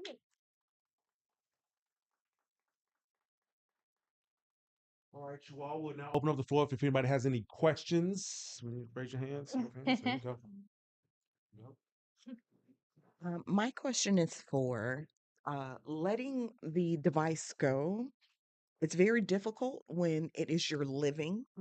And so that tends to be my excuse, and I know I'm dead wrong. Help me out. Help me That's out. the accountability for me. Yeah. That's the accountability part. So you've done the hardest part, which is Yeah. taking accountability that you know that this is something that you're doing to yourself. Yeah. So I want to just point out to you something that Kyra said earlier. Are you the weapon against you? Girl, I am the weapon. Jesus. And I would say as well. So I do a lot of do a lot of stuff on social media, and there are times where people are like, "You always putting your life out there." By the time it hits social media, this is like 3 days to a week late of information. So each platform has a scheduler that you can utilize. I use the scheduler, and I may take maybe either all day Sunday or Monday, and I'm thinking about, okay, this week what's my theme, each time period of the month. So for example, this month for me is Thanksgiving. So every 2/22 there's something about how thankful I am. Girl, that stuff was written down November the 1st, but people seeing it today. So now I don't have to feel like I always got to be on my phone. Now, do I put my phone down as much as I wish I did? No, I don't. Right? But it now keeps me from feeling like I have to keep doing it because yeah, I get a little bit of money. I don't got as many followers you got. But if you schedule it, then you are able to put it down a little bit more and then give yourself grace. Here's one thing. We do talk about phones and things like that. Everything has to be in moderation, right? I know for a lot of us, social media is a huge part of our life. So get your algorithm in a sense where it's serving a purpose. So even if I am on Facebook or TikTok and I'm scrolling, all I see is marriage stuff because I just got married, or things about therapy, or things about relationships that is positive. So now my algorithm don't even give me the junk that even if I don't put it down, it kind of helps. And hopefully to answer your question. And to piggyback off of that, also make sure that including in your algorithm that you're following pages like Headspace, things like that, where they're going to have things posted on their timeline for you to intentionally stop, pause, breathe. Yeah. You know what I mean? Because they're typically going to say, close your eyes. And whether it's something that you're listening to, whether it's something that you're watching, at least for a micro dose of the moment, you'll be able to take that break and allow your mind and your brain and your eyes to rest from your screen. Is that helpful? It is totally helpful. I just need the kick that says you know these things. I just need the kick that says you know these things. You need to follow through on them. I do what you say. I have a schedule because I'm a lot of places with Yeah. a lot of things, but I still will find myself at 1:30 be like, oh my God, did I respond to the thing? And like instead of being asleep, and then I'm up at 5:30 with animals and stuff like that. I am killing myself right now. That's I was like, is there another way to, because that is like a base for how I make So this money. is going to be really, really crazy. Sometimes the things that we fight against ain't got nothing to do with nothing. Why do I say that? Everything's not a sin. Everything's not bad for you. Like even I'll give you a prime example. My mom is strictly vegan, right? And I know food, you feel your body, that's what we're here for. We're talking about wellness, right? But there are just some things that I'm like, Mom, where are you getting your food from? They got it right there at the same meat that you telling me not to eat. You're not getting it from nowhere fresh, but we have all these things. People, social media is so bad. Don't give it to your kids. Don't give it to your kids. But we are living in a different time. We have to take the shoulds out. I shouldn't be on social media. No. When you give yourself grace, you're going to be on it less. Because now when it's something forbidden, you're going to want it. You're going to keep picking it up. But when you say, you know what, it's okay, I can get me a little bit of time in. I've gone from being up there all day. When I say all day long, I mean like all day long to maybe 2 hours. And I'm okay with the 2 hours because, like I said, my algorithm is different. I'm giving time to my kids. Nothing's missing. So if my me time is social media, which is for a lot of us, it is okay that that's your me time. Just don't let your me time get you from your responsibilities. So get out the shoulds out. If it's getting in the way of your responsibilities, make some changes. If it's not, and that's just your way of debriefing, whatever, it is okay. It truly is okay. Do you have timers or anything on your phone, So or do you ignore them? yes. Because when it first started coming up, I was like, um, Mr. was like, check your log for how long you've been up there. Because I was like, I'm up there for 30 minutes. He was like, girl, you've been up there for 6 hours. It wasn't that long, exaggeration. And so I started checking the log of how long I was on. And so then I set my timers and that type of thing. But like I said, I always find the reasoning because it is business based to be, but I would like less.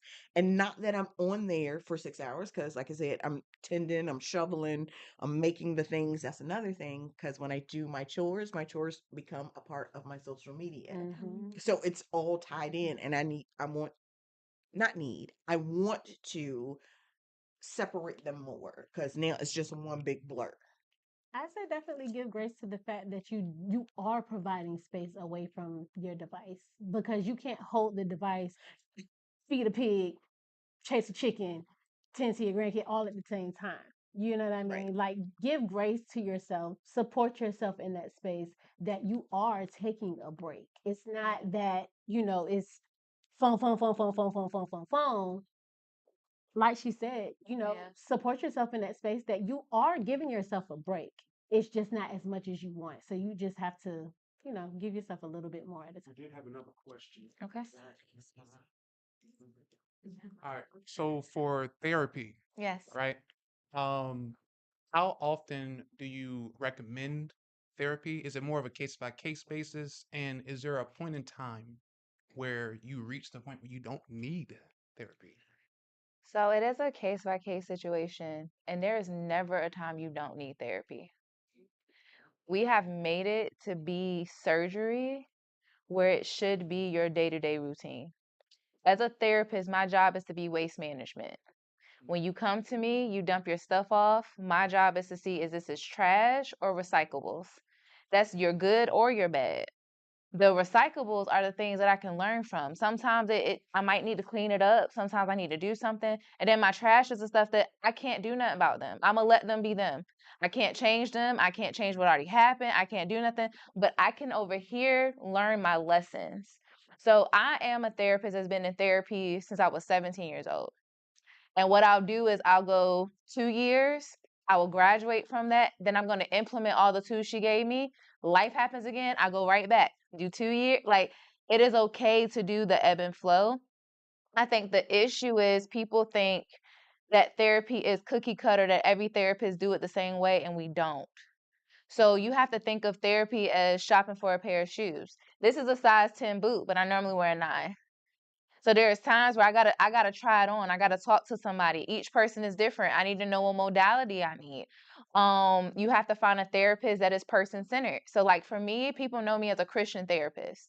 However, my clientele are not all Christian. Because when you come to me, I'm asking, well, what version of me do you want? If you want the holistic practitioner, we are meditating, we are doing qigong, we are doing yoga before you even hit therapy.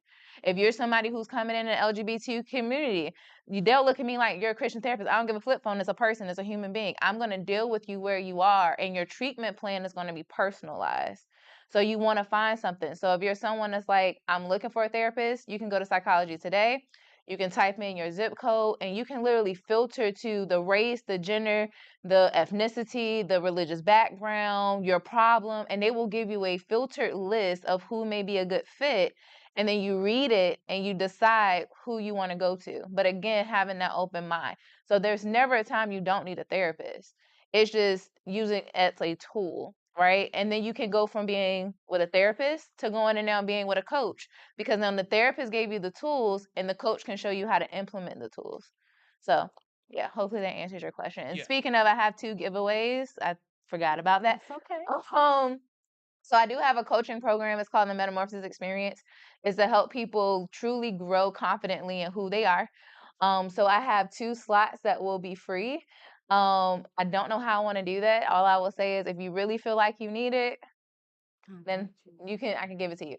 What I will say is if you do have your phone, I do want you to go to my website, and no, I'm not trying to sell you anything, but I want whoever wins, I want you to walk out with it, because I'm a newlywed, and when I leave from here, I'm going to wife brain. So if you contact me, I might not respond back. So if you go to www.Nylira, which is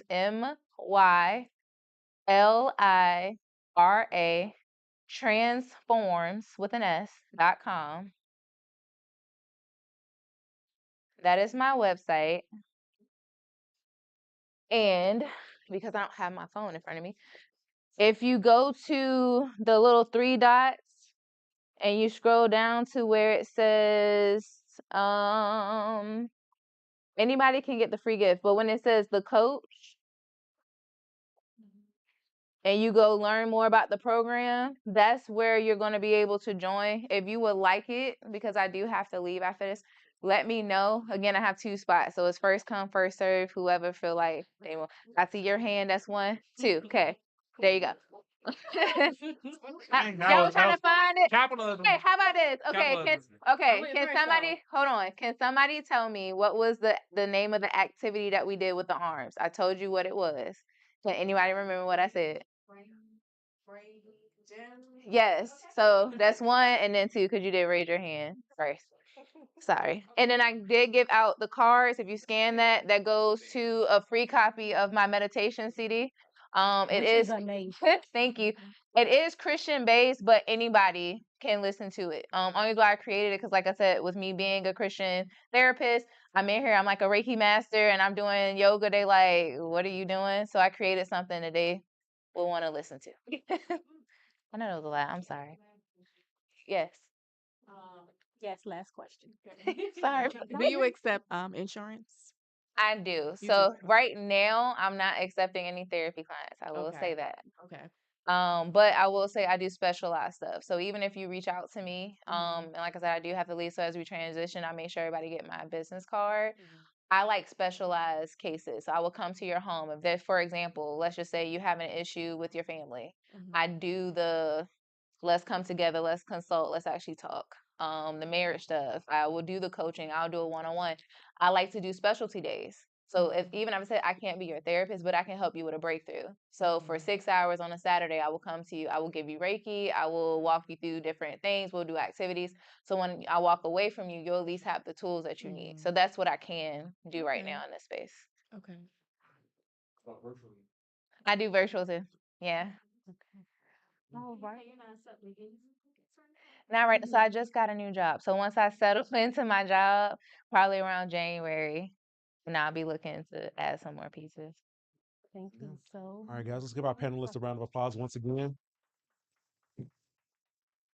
And that will conclude And our while we are segment. transitioning, I'm going to have Dr. Dowling as our vendor spotlight come up and tell you what she does for her business.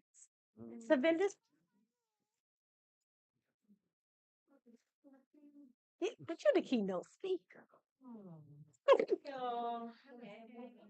I'm Nikita Dowling. I am a family practitioner, and I've been practicing for 21 years now, family practice. But I have NTU Nutrition and Wellness is my business I started 4 years ago to integrate traditional medicine with um, more integrative medicine or holistic medicine. So I take more time with people. My visits are 30 minutes instead of the 15 to 20 minutes you get with your regular doctors. My concierge patients can get up to an hour. I do home visits. I do. I have a med spa in my suite. So that yeah, just giving out information here if you would like. And so my goal is to partner with patients. I'm not here to dictate to you what you should do with your body. Is you know you, I'm just learning you, and so we work together to reach your health goals. That's our goal when you're in my practice. And if you're not ready for a thing, then we don't do that thing. And I don't waste my time with it either because I got other things to do, just like you. So I meet you where you are. So that's me. Thank you. Thank you, my daughter. Our next panelist. Our next panelist is Devin Amadi. He is our financial advisor, and he's going to be doing his excerpt on fitness. Hey, slow down. All right, that's too much. That's too much. That's too much. That's He's going to car. be doing financial first Car aid. Thank you so much. To the situation. 2008. That date is very important. Does anybody know why or guess what happened to the economy back in the day? Yes. Okay, the housing market crashed, and what happened? Right? Anything else? Anybody else know? No, it's all good. That's what I'm here for, right? All right, cool. So the real estate market crashed, right? People lost homes, also retirements. My family was a victim of both of those. So imagine, what's your name? Yeah, yeah, you, Izzy. Around his age, end up was I had a comfortable living situation to now sleeping on somebody's couch in the middle of a week because my mom and dad did not have a plan financially, and they also end up losing a portion of the retirement. As I grew older, I asked, why did this happen? And they couldn't give me an answer. Come to find out, the real estate market crashed and wiped my family's retirement goals and their house situation. Now, there was one side of that where a lot of people experienced that. And then there was the other side, people that actually won. So those people that actually made themselves and their clients wealthy. What was the difference? They understood the financial markets. No, you're good. You're good. All right. They understood the financial markets on how to implement it for themselves. So for me, that is my backbone on why I, come to educate people and to meet them where they're at. Because, like, being at Izzy's age, I don't want somebody, you know, be so caught up in life that they're not focused on things that could affect their livelihood. So we're gonna break down money. Money is something that everybody needs. We was doing all this earlier, right? I learned how to extend the arm. I was doing a lot, right? Beautiful, but money still somehow is in that situation. So now, how do we use it? So we're gonna break this down in a very small, simplistic style in the form of a house. So when you're building a house, where do you usually start at? Foundation. Exactly. All right. This is your protection phase, your general insurances and documents in case of something were to happen. So I want you to think of wills, trusts, power of attorneys, health insurance, life insurance. That's one fact. We're all going to die one day, right? Long-term care, disability. These are your basic insurances to protect your asset, which is yourself, your ability to bring in income, right? Then once you got the adequate protection, then that's when you go to the next phase where you start accumulating wealth. It's the fun. Having your money work for you because you work hard for your money, don't y'all? Right. So you need to have your money working hard for you too. So now this is where you go into more long-term assets like 401ks, traditional IRAs, even some 529 plans, some CDs, right? And then the next phase is the variable stage. Who's heard of crypto? Okay. All right. All right. The cameraman was like, nah, nah, nah. Okay. Oh yeah, you got crypto, stock options, futures. You can do a lot. But again, now let's paint that picture. So let's say me and Shanita, right? We've accumulated over $800,000 in stocks and long-term assets, but we don't have adequate life insurance, right? And Shanita passes away. Where are we getting the money from? She don't have life insurance. Yeah. So stocks, right? So all that money you done put to work for yourself, now you got to now pay for life insurance or the death benefit proceeds to your estate. We could have paid pennies on the dollars today. So this is why you want to have a proactive plan for any situation that you go into. So then from there, what goes on top of a house? A roof, right? This is your distribution phase, and there's three people that's gonna get your money. The first one's Uncle Sam. He's like, no, I'm in your mind, Devin. I'm in your mind. I know it. April's coming up. April's coming up, right? So then the second person is who else? Y'all want your money? Okay, it's you. Yeah, I'm gonna say, I ain't know if y'all want your money. I want my money. I want my money. Right. So then from there, it is your loved ones or whoever, charitable organization. I don't know who you want. You get to choose. Your job is not just about making money, it's also about keeping it. Because it's not just about how much money you make, how much money you make and keep. You got to pay taxes. So you got to figure out what can you do to minimize your income taxes when you take out the money so that you can have the most bang for your buck for yourself and your loved one or organization of what you desire. Okay? Everybody follow me? All right. So now the next thing is political literacy. So as I told you about the story that my mom and dad ended up losing a home and lost a portion of their retirement, it's also because they weren't, politically literate to be able to understand this was happening in our economy. So the one big beautiful bill, right? Tariffs. the Genius Act. I don't know if anybody's heard of that. Right. These are a few things that are coming out right now that are reshaping our future when it comes to finances. So your objective is to understand on a federal and state. If you can understand those federal legislations that come through and state legislations as well, then we can articulate, all right, I understand my state laws, how to operate, and also on the federal level, how I can maneuver my money that best fits my financial goals. Okay. Now, everybody stand up. Okay. We broke down the basics of money, and I know y'all been standing a lot today, right? All right, cool. So I want everybody, yeah, that's why I want everybody to stand up. All right, everybody close their eyes. All right. So wherever you're at, doesn't matter financially.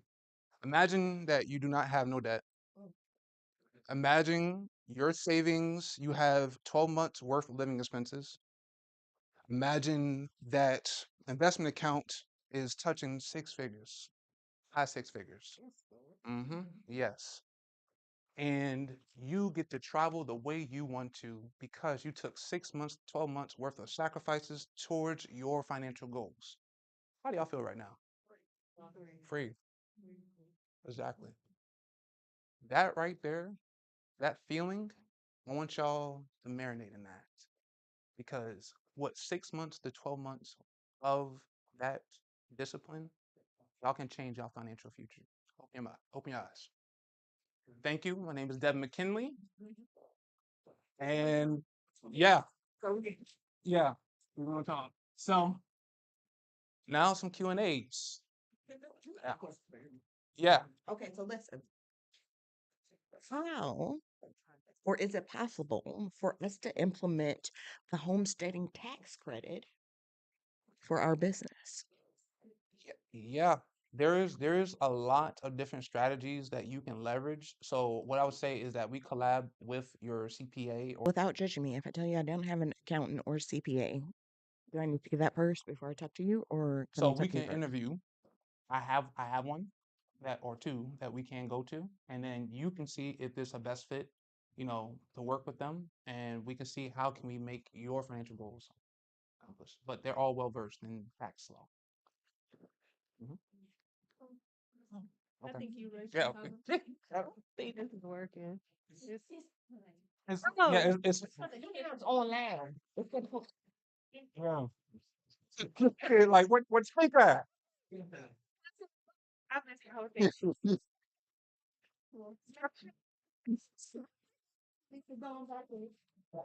Yeah. I started tonight. It didn't work. Okay. So for someone who wants to start investing, right? Mhm.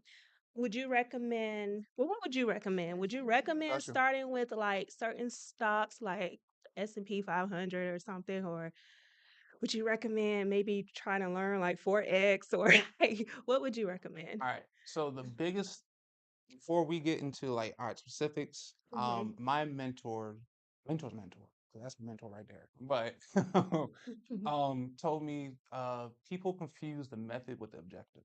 Okay. What I mean by that. All right. So is the objective to become wealthy, retire? What is it? Right? There are many different things. You just named like different things that all work that Mm-hmm. can help you get to your objective. Okay. You have to first figure out what What? is in the best interest of you and how much risk are you want to, take in pursuit of that objective. Okay. Then once you're able to, mask and like weigh out all the pros and cons, then I think that's when you'll be able to get a fine tooth comb answer to what are looking for. Okay. So So figure I out what let I want. yeah, Okay. and plus I can't give advice up here. Like here invest in Bitcoin or Right. Amazon, right? Okay. Well, I'm somebody who recently looked into investing through a brokerage account. But with everyone screaming, economy gonna go bad, the economy gonna go bad. How do you get over that fear of just making that first move Mhm. versus listening to what they're saying is gonna happen in the economy? Then some people telling you, well, the best time to get in is when everybody's trying to get out, you know. But I'm ready to do it, but I'm like, Where? yeah. When? Right?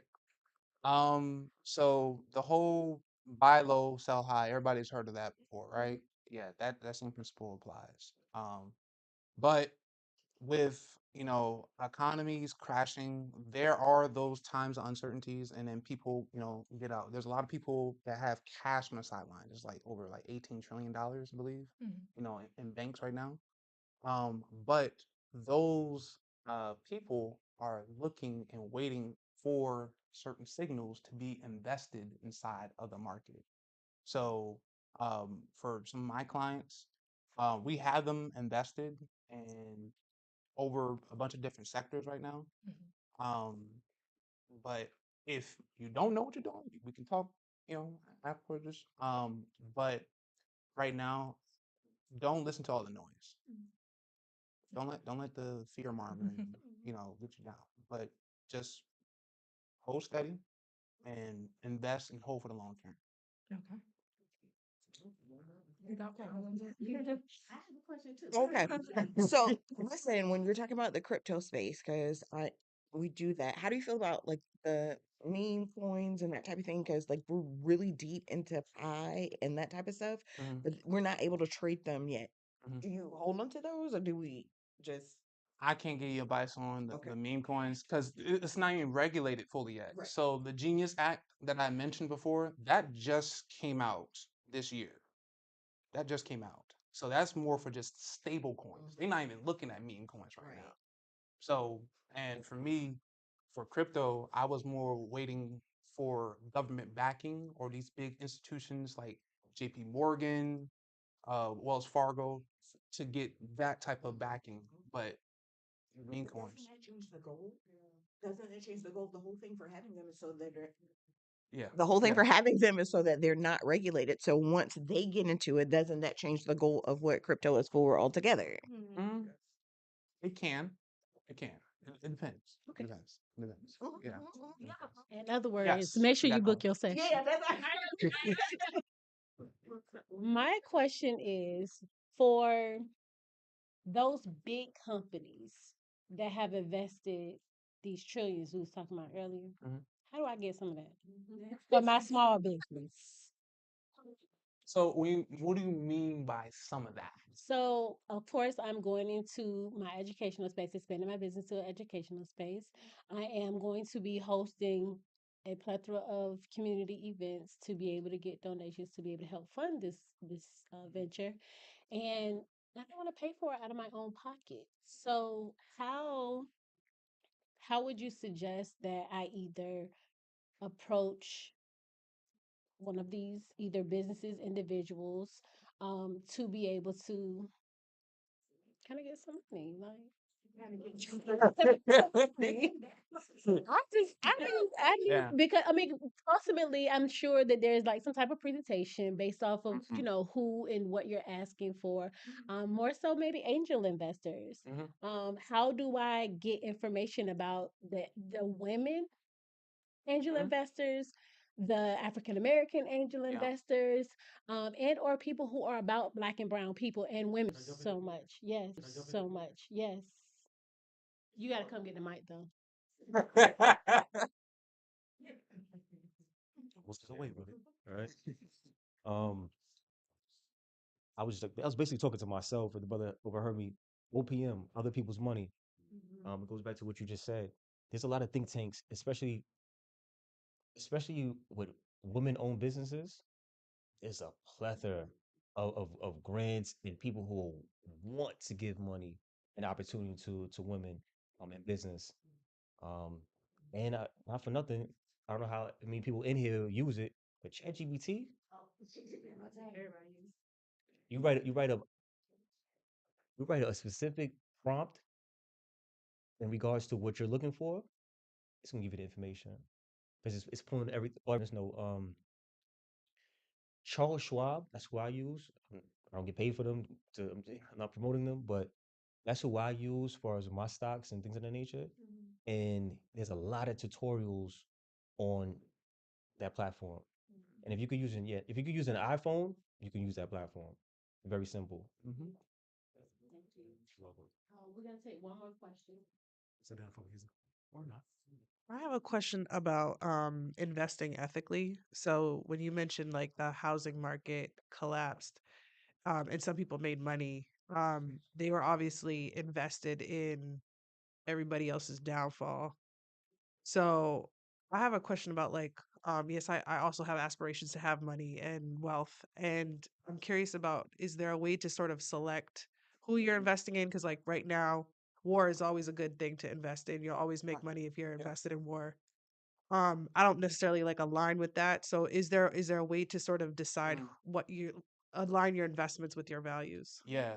So we have like software where we can actually filter in exactly what the client wants, whether it be like, energy or more where the money is not going towards, ownership of real estate properties like BlackRock. I don't know if y'all familiar with that Mm-hmm. company. They like invest in a lot of, say, houses, and like they're projected like to own like All half. of them, yeah. Yeah, it's yeah, but there's ways where we can filter out those companies to where you can focus on your objective. And you can still make money.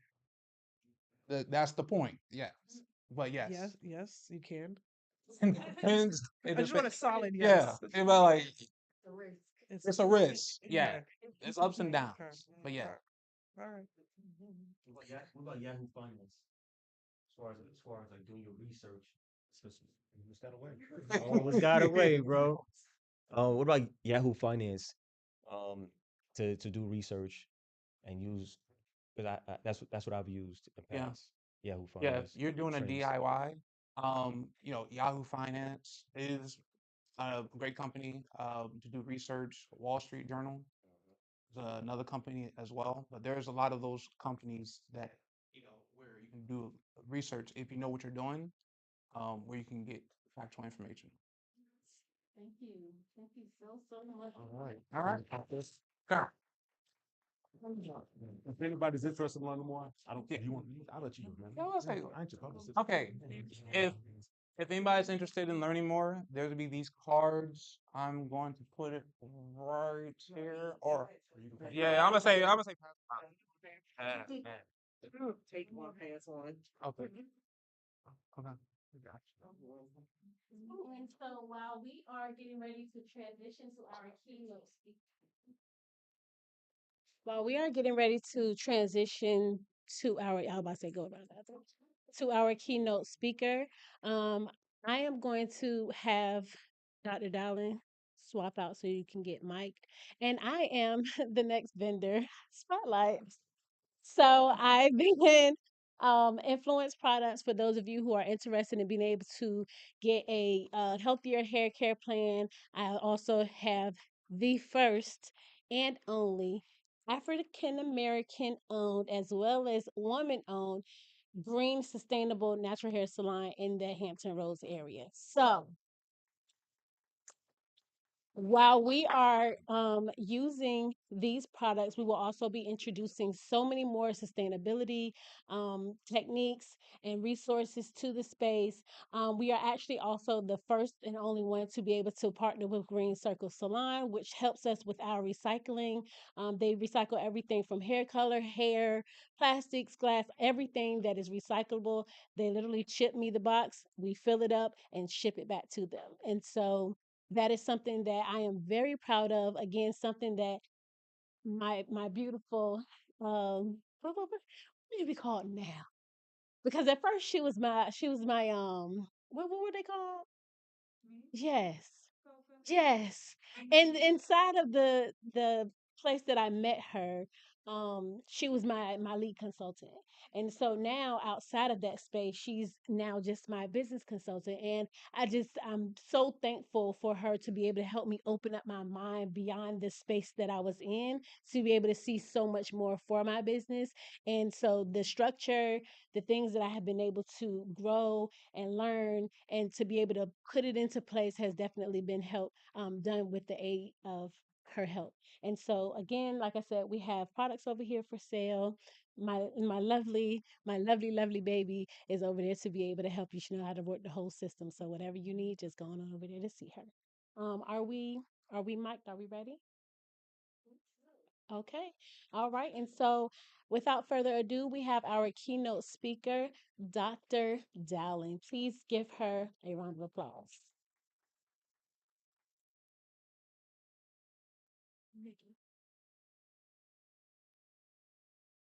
Hi, everyone, again. I don't know whether I want to sit or stand or what. I don't know. I'm gonna sit.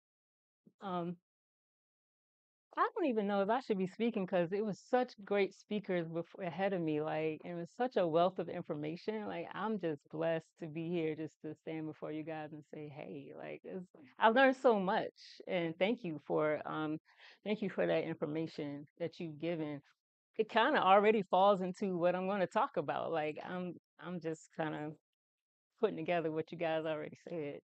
Um, but my job is to bring everything together, right? Of integrating or and talking about integrative medicine and how you bridge the body, mind, and soul. That's my task today.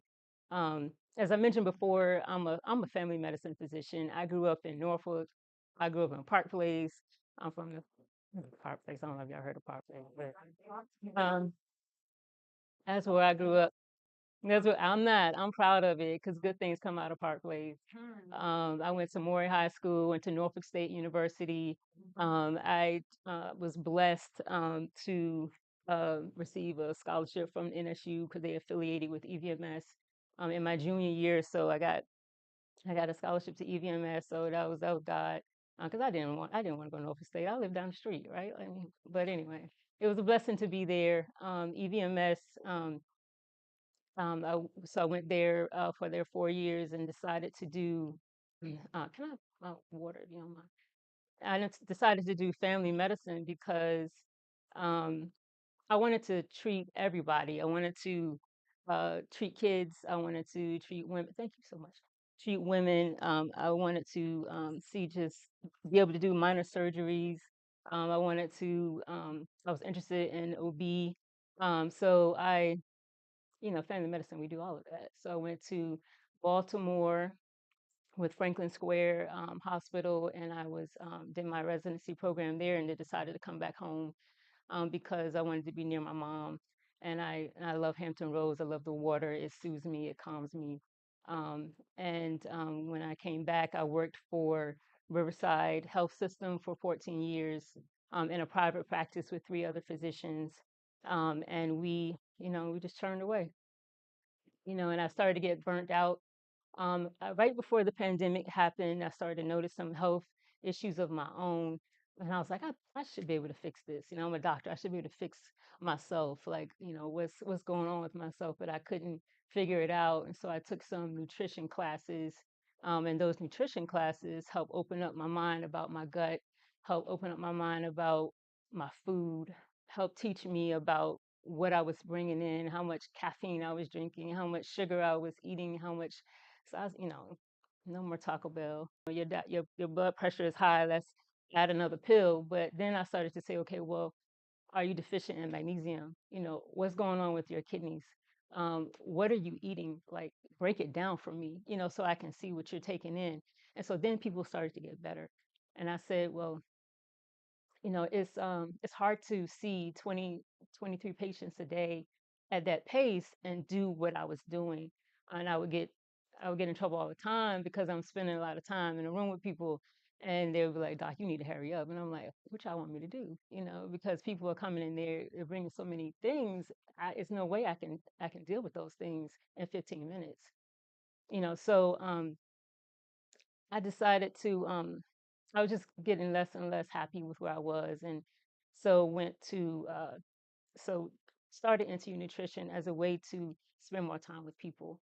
And so today, so functional medicine plays a part in that. And so what is functional medicine? Is just a different avenue of practicing medicine where you look at a person from a holistic point of view, where you take them system based and you put all those systems together, because that's what a person is. You're not just You're not just your cardiovascular system, you are your cardiovascular system, your endocrine system, you are your gut, you are your mental, the mental part of you, and you're the spiritual part of you. And if all those things aren't in alignment, then how can you be better? You can't. You can't. Something is going to be missing. So it'll take a lot of time um, trying to put those things together for people and for myself, right? So because that's what it is, and you're supposed to be a lifelong learner and trying to um, learn more so that you can be more efficient. So um, doing functional medicine, I've come to the conclusion in these 21 years of our practice that my job as a practitioner is not to, again, tell you what to do, but to give you some tools and information so that you can take those tools and use them to help you foster your healing so that you can heal yourself, right? So that you can take care of yourself. Because I can't hold your hand every day, right? I can't make you not eat that cookie, right? Right, right. But I can't do that for you, right? I can't make you take the pill, right? You have to understand why it's important for you to do that or not do it. So that's my job.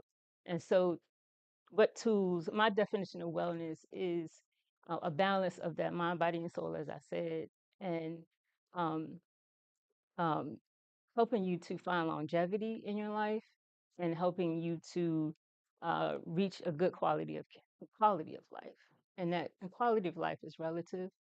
You know, what's good quality for one person may be different for another. But that's my job to help you reach those things, those conclusions. And so, what tools do I suggest that you have? I'm glad you asked. The first tool is diet.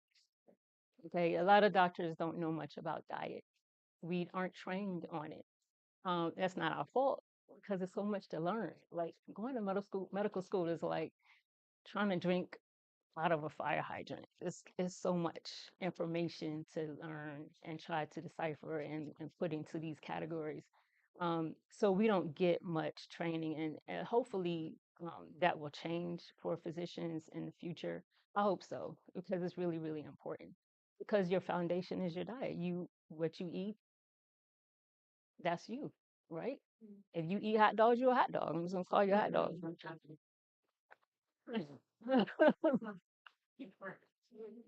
But what I say to my patients all the time, like, you're 65% water, so right?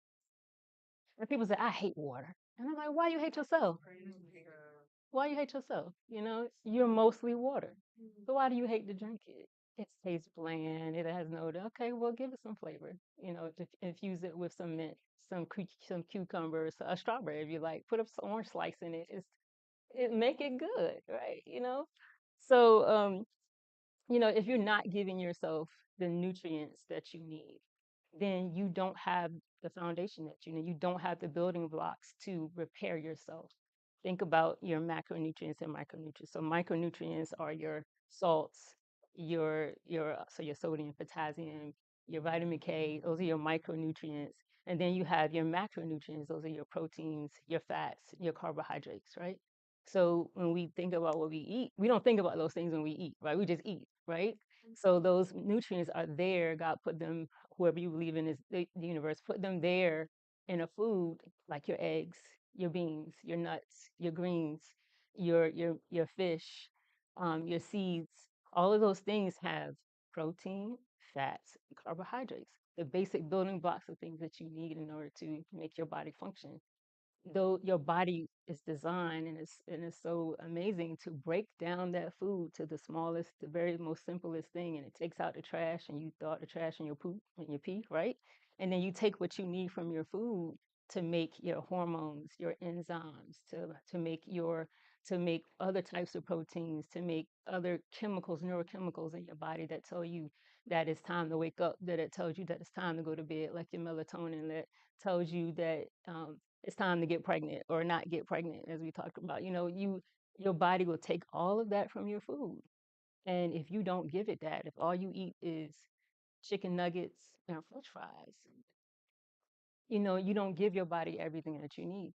So often in my visits, I ask patients, when you're physical, I just had my physical with my doctor, and my doctor's amazing, but she didn't ask me this. But I often say, how many servings of fruits and vegetables are you getting a day?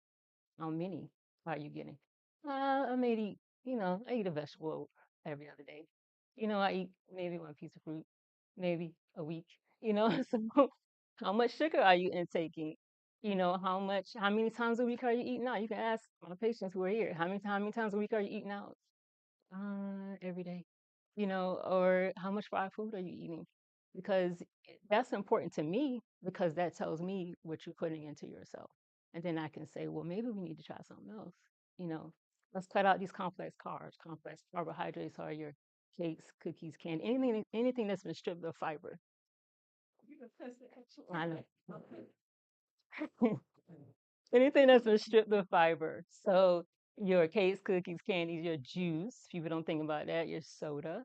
Your pies. I know it's holiday season coming up. We got to do it one day. You get it one day, and then or 2 days, and then you go back. Because when you're loading yourself with those things, then um, your body has to your body has to do what's survival. So think about it this way. If all you give yourself is sugar, your body has to release insulin in order to manage that sugar. That's the job of the pancreas. If your body cells aren't sensitive enough to take in or strong enough or efficient enough to handle all of that sugar, where does that sugar go? It goes right here in your gut, on your hips, on your arms. It goes to your brain functions purely off of it runs off mainly off of sugar, right? So Alzheimer's disease is now called type 3 diabetes. Why is that? Because we are so overloaded with sugar that sugar is now hardening the neurons in our brain, the sheaths, the connections between those neurons in our brain. And so Alzheimer's is you have these heart plaques in the brain. Where do those plaques come from? Right? Why is it so prevalent nowadays? Why is cancer so prevalent nowadays? Why are fibroids so prevalent nowadays? Why are our kids going through puberty so early? Think about the foods the hormones and the chemicals that are put into our food. We have to limit those things. So I have these talks with my patients. Okay, so let's put in. I need you to eat a salad every day. They're like, what? And so I have to give myself as an example. And I talk about myself all the time. I eat a salad every day, 5 days a week. 5 days a week, I eat a salad for lunch. And I take the time at night. It takes me 10 minutes to make my lunch. So I got my vegetables. I don't even have any meat in it. And they're like, what? No meat? But I have to give you an example because if I can do it with my busy schedule, then so can you, right? Water. Um, Again, if you're not drinking enough water, then I usually tell my patients you need to drink at least half your body weight in ounces or no more than 100 ounces a day. Is what I usually say. Well, they're like, well, how am I gonna do that? I'm already peeing every 30 minutes. I tell them what I do. I give them a plan. So make a plan in your head what you need to do and how you want to treat yourself. Because if you don't treat yourself right, you're not gonna last, right? How do you expect to last and have longevity and a good quality of life if you don't put the good things inside of yourself? Right? So I also tell people to eat based on their ancestry. So people ask me all the time, should I eat based on my blood type? I have no idea, right? I haven't studied it. I need to study it because people come to me with that all the time. But what I do find is that when people eat based on where they come from, they do much better. So, for example, Caribbean people who come from Caribbean areas, they tend to like more fruit, vegetables. They feel more energetic when they eat those types of foods. When they stay away from a lot of processed meats, versus people who are, amazing. People who, if you think about the Maasai tribe in Africa, they ate mostly animal products. So a lot of dairy, fresh milk, blood. They ate meat, and their people thrive off of that. I've known a person who she just liked a keto diet. That's more of a keto type of diet. And she did not do well when she ate, and she was Black. She did not do well when she ate a lot of fruit. It just did not work well for her. But she realized, and she did her ancestry, she was from that region of Africa. Alaskan Eskimos, they eat more of a keto type of diet, more fat, fish. You can't grow vegetables in the snow, right?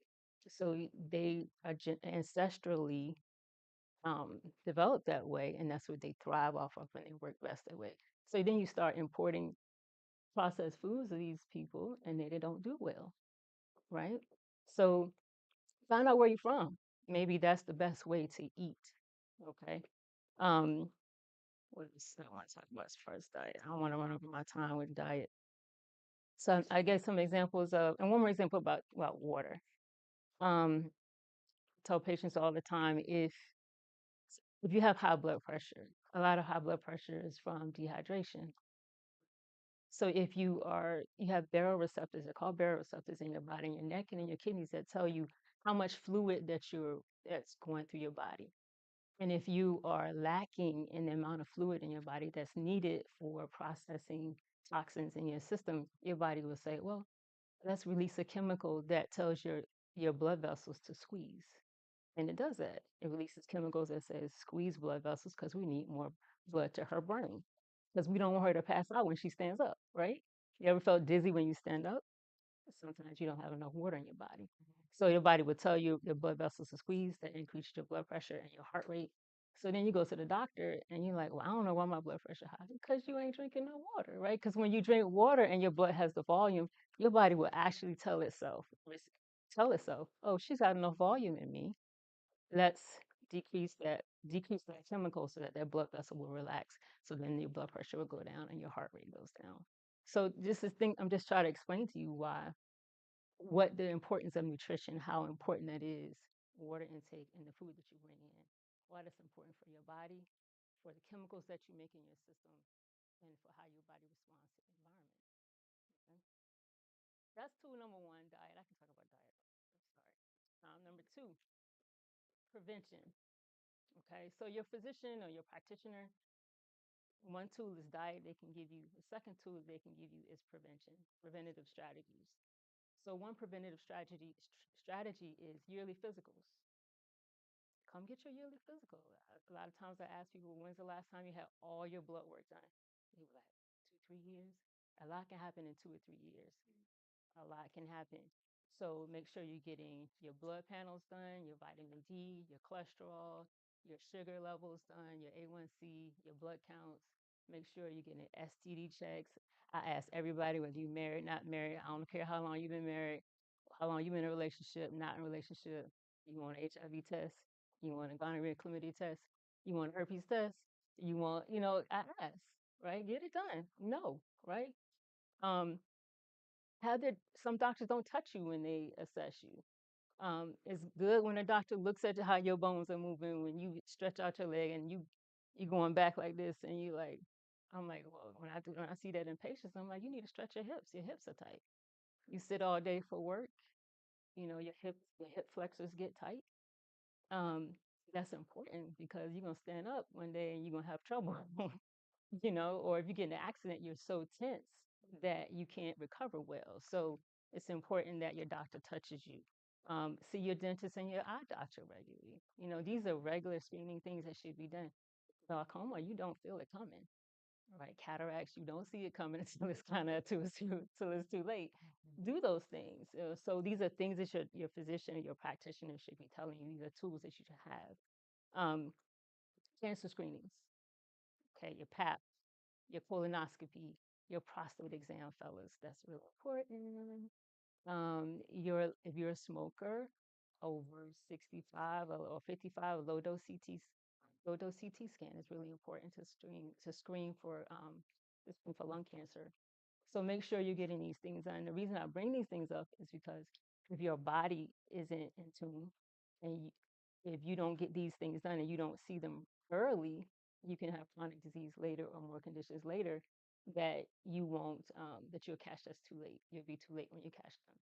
So um, another thing in your toolbox would be protocols for your health. Okay, so If you have high blood pressure, like going back to high blood pressure, because it's very common with us. When you leave your doctor, do you have a plan? When you leave your practitioner, do you have a plan? Or are you just like, well, I just have my pill and that's all I have. No, you want to know, what are my medications? You want to know how to take them. You want to know when you should take them. Do you have your refills set up? Do you know when your next blood test will be? So if you have diabetes, you should be coming and getting your blood screenings every 3 to 6 months. It shouldn't be once a year. If you have high blood pressure, you should get your kidneys checked and your electrolytes checked at least every twice a year, at least twice a year. Okay. So and then when are you coming back? Like, know when you're supposed to come back. Have a plan in mind. Have your doctor write out that plan for you. So when you leave my office, everybody gets a plan when they leave, or I'm gonna send it to you online. Okay. So the last thing would be, another tool that you need is, and I know I'm a physician, but again, when I look at a patient, I'm not just looking at your body, I'm looking at your mind. I do mental health all day in my office, right? But then spiritually, I do that too. I can't tell you how many times I prayed with a patient in my office. I can't tell you how many times we sit and we talk about meditation. I teach meditation in my office. Because if I can't get you to calm yourself down so you can sleep, you're not going to do well otherwise. Or so maintain your spiritual practices. Um, Talk about them I mean, if your practitioner is okay with that, talk with them about that. How do or can you send me to someone that can help me with meditation? Can you send me to someone who can help me with therapy? Um, Maintain those things in yourself. Have your doctor talk to you about those things.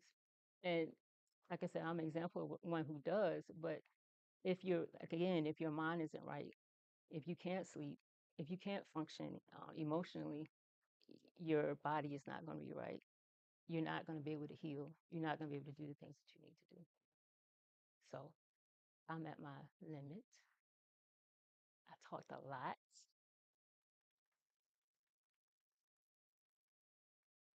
Do we have any questions, doctor?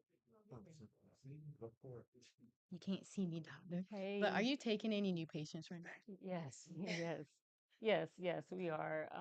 Yes, we're in Newport News at this moment, and I do service the whole entire area. Um, but yes, please call. Cars over there. Yay.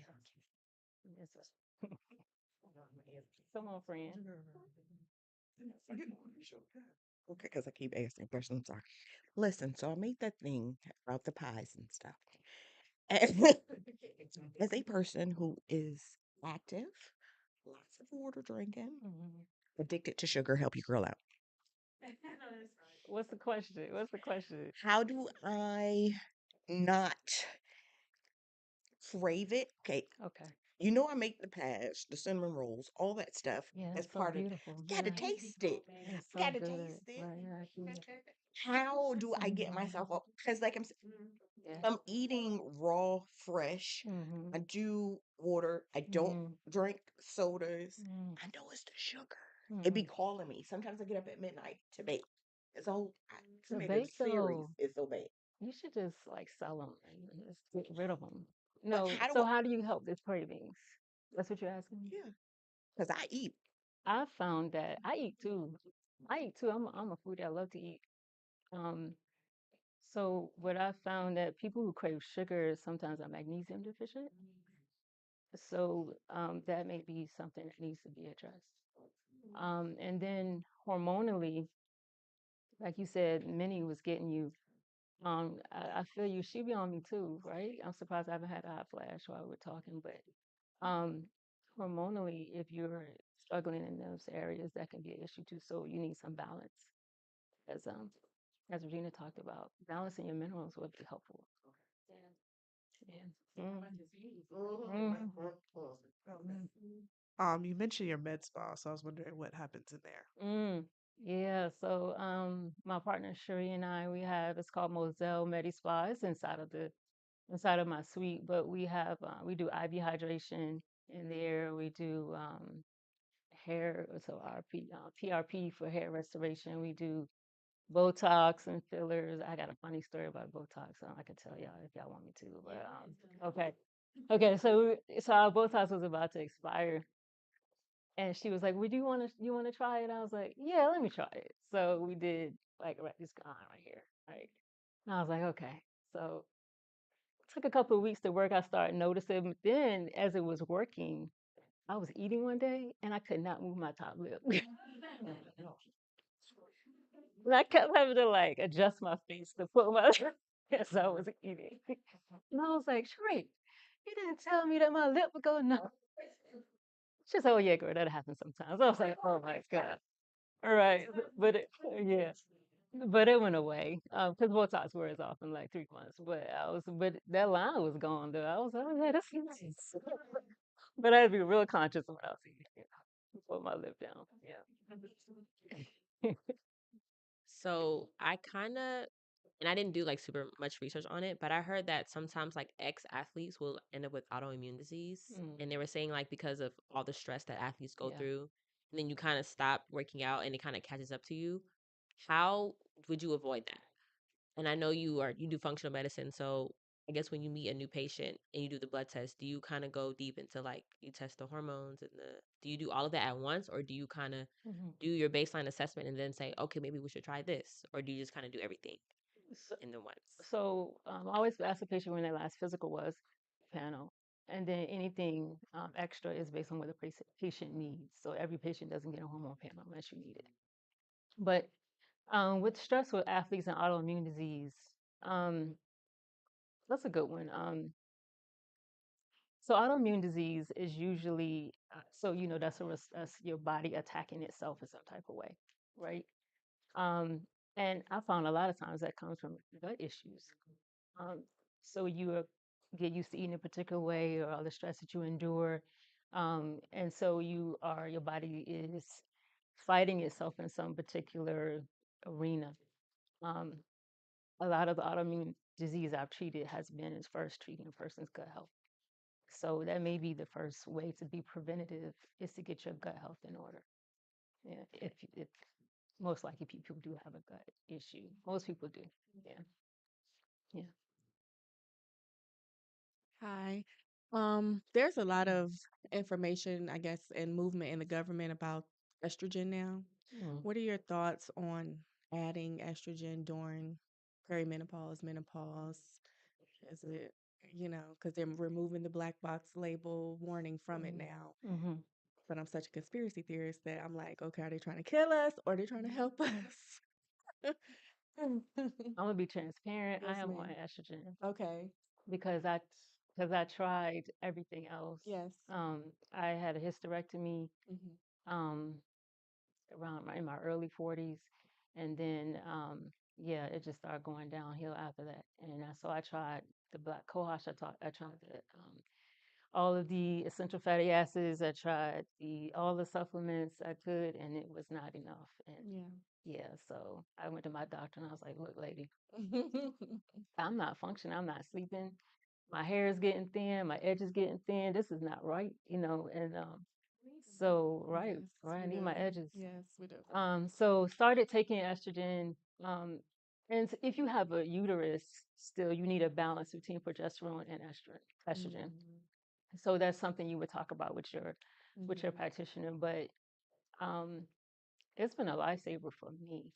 And so the key is to use it for the shortest amount of time and at the lowest dose possible. Mhm. Um, and with endometrial cancer risk with it, the concern with breast cancer risk with it, is you just continue to monitor.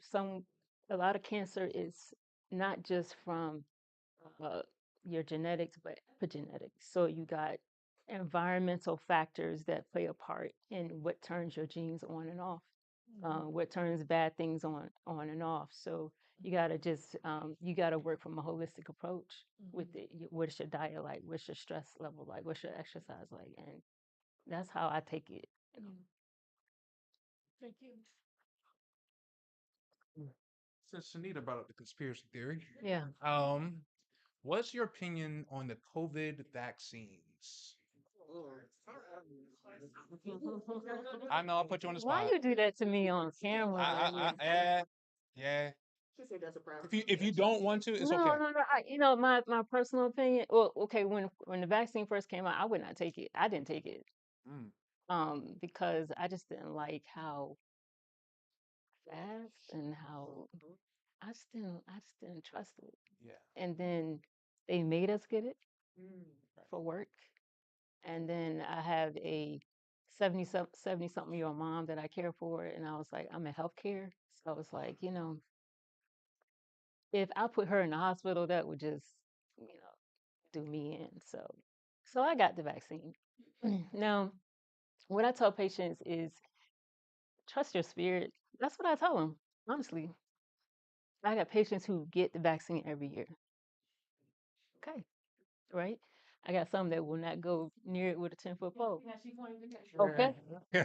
All right. And I say, you trust what you feel in your heart is the best thing to do for you. So I just gave you an example of why I did the vaccine initially, but I won't get another one. I won't, because I don't have to. I work for myself, number one, but still, I wouldn't do it if I didn't work for myself.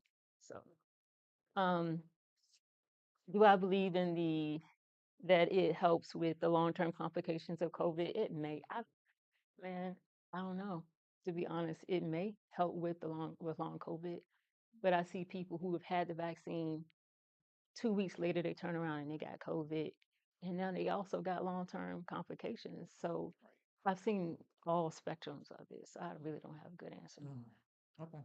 So again, trust your spirit. Trust your spirit. Yeah. Trust your spirit on Right there that's with my you. opinion. Yeah. Now other vaccines, I'm gonna speak vaccines.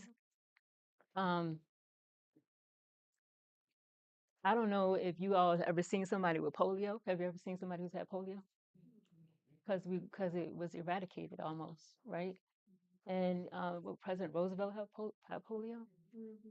So I had patients who were in their 70s or 80s who've had polio, and they come in with one limb smaller than the other. That's a deformity, right? From a bug. And so vaccines like polio, vaccines like HPV vaccine, I think are awesome. Because have you ever, HPV is a virus that causes cancer, right? A virus that causes cervical cancer. How is that virus spread? It's spread through sexual contact. And men don't have any symptoms from it, but they give it to women, and women get all the symptoms. So when that vaccine first came out, I was like, why is it only being given to the girls? It should be given to the boys, right? And so then I guess they heard me in my mind or something. So now it's given to everybody, and now it's extended up to age 45. I think that's an awesome vaccine because cervical cancer is no joke, right?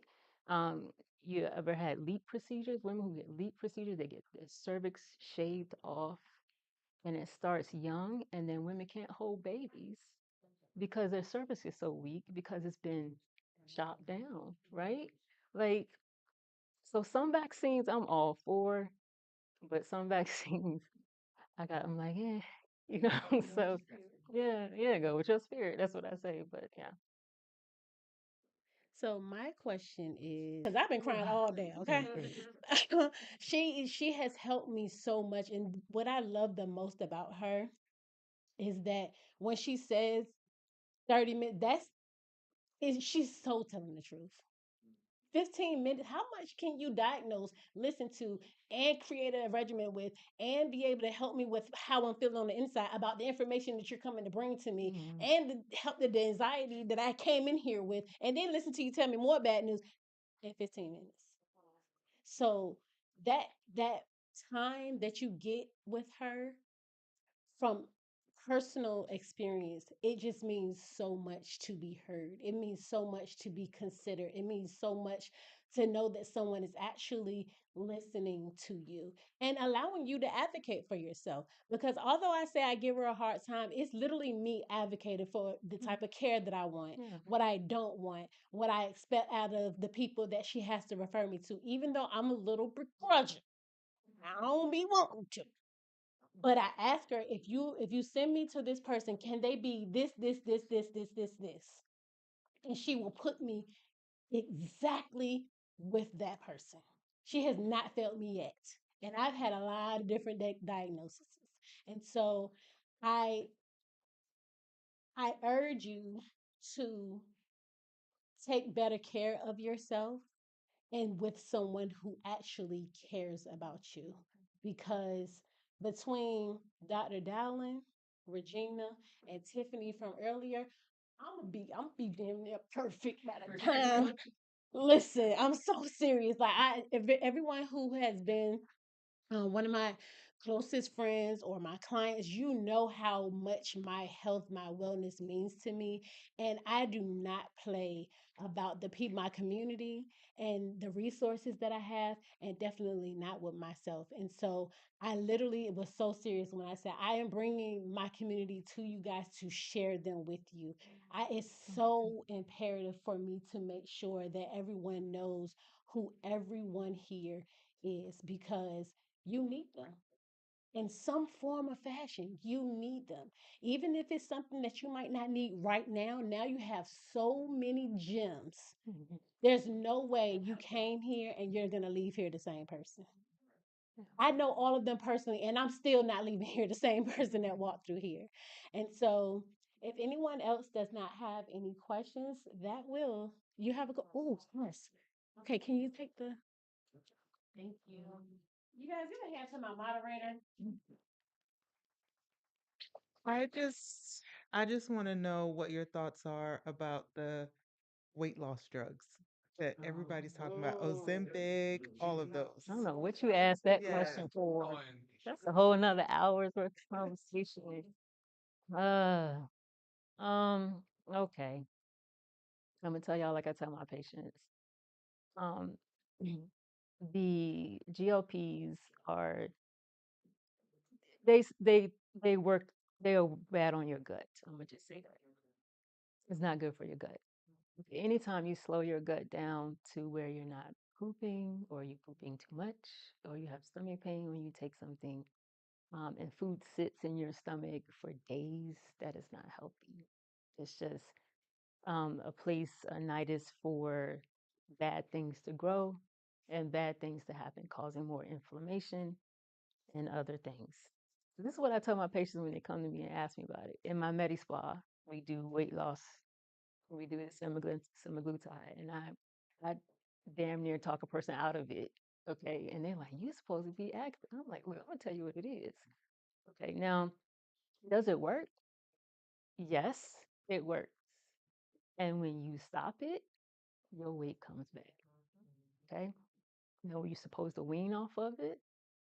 Okay, that's helpful. You don't get the cravings as bad when you come off of them. But if you don't change your habits, the weight will come right on back. And I've seen it time and time again.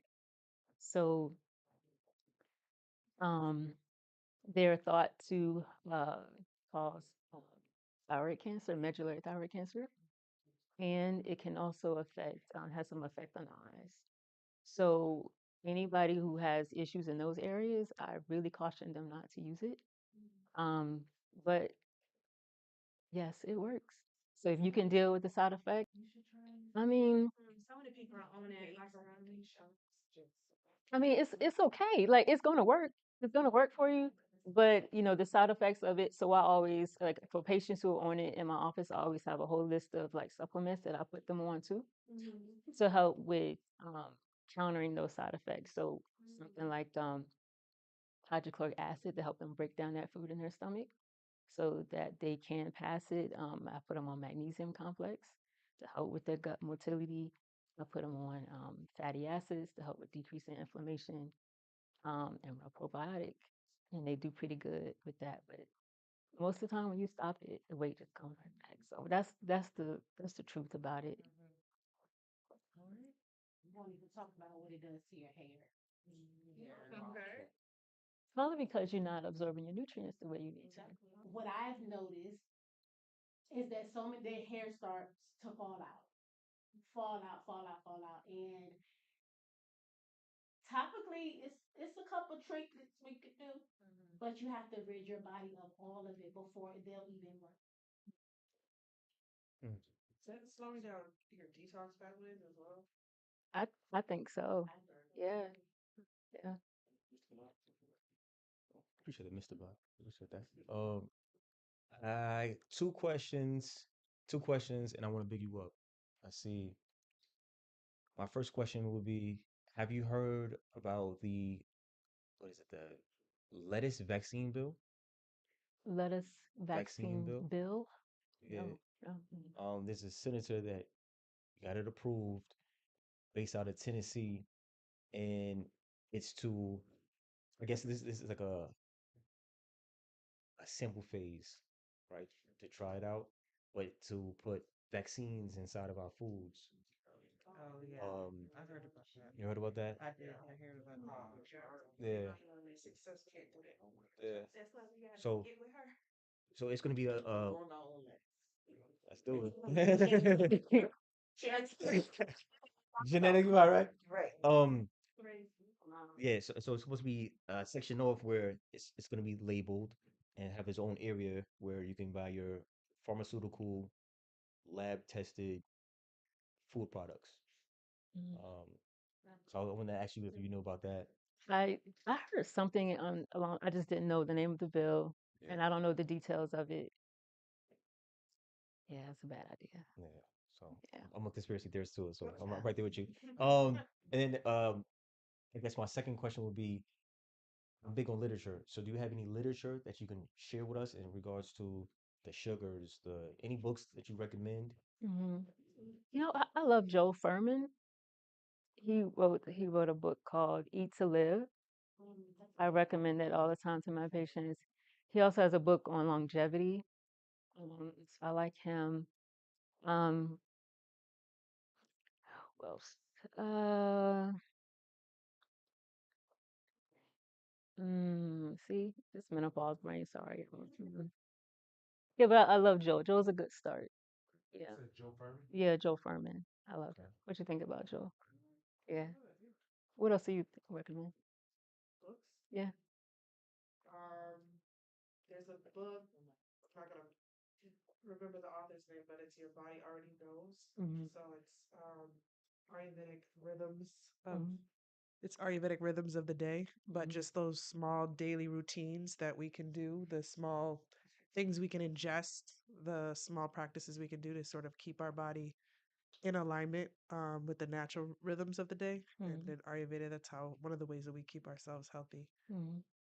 But I think it's very accessible. I feel calm when I read that book. Hmm. So I actually feel like the medicine that's in the book is also just in the reading. Awesome. Your body already knows.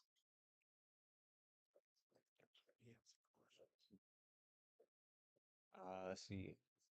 Just want to big you up, Nick. You did my hair when I had long locks. I tell my brothers about this from time to time. You asked me when you was washing my hair if I had a calcium deficiency, you know, and it wowed me on how much you knew about the scalp, the hair, the head. So I just want to big you up. Like, thank you, because I would have never even thought about that, you know. So I just want Hmm. to big you up. And then back to you, Doc. Are you familiar with Lala Africa? No. Any of his Teach me, books? brother. Come on, teach me. Okay. Lala Africa, he has a book. And I bought this book a few times for different people. There's a book called African Holistic Health. Okay. It goes back to what you said about eating to our genetics. Hmm. He speaks about us and how we should eat. Hmm. Hmm. And reading African Holistic Health, he speaks about one part he has probably like maybe 3 pages dedicated to just sugar and how it's just as addictive or not more addictive as cocaine Hmm. is. Definitely. So Lale Africa's African Holistic Health and his second book, Nutricide, which is really good. Hmm. I learned about our boys. Our boys lack zinc. Hmm. So when we have our boys in their class and they're moving around, a lot of times our inner city youth are lacking zinc within their diets, Hmm. from what I read. Hmm. And then our sisters lack a lot of in the medical field. Hmm. When I get to chat and what they did to y'all, what they continuously do to y'all Right. sisters, in that book. Yeah, So I just that's wanna, awesome. That's awesome. That's a great book. Um, I have a question. So, and it's going back to menopause, especially with a lot of the holistic information that's out here. What or would you recommend, or what nutritional recommendation would you give a person before they're even becoming premenopausal? Would you give them to take or do to maybe lessen the effects of menopause? Because there are women that don't even go through like some of the Sure. Yeah. effects. Yeah. So common things I just already mentioned, cutting out as much processed food as you can, limiting your sugar.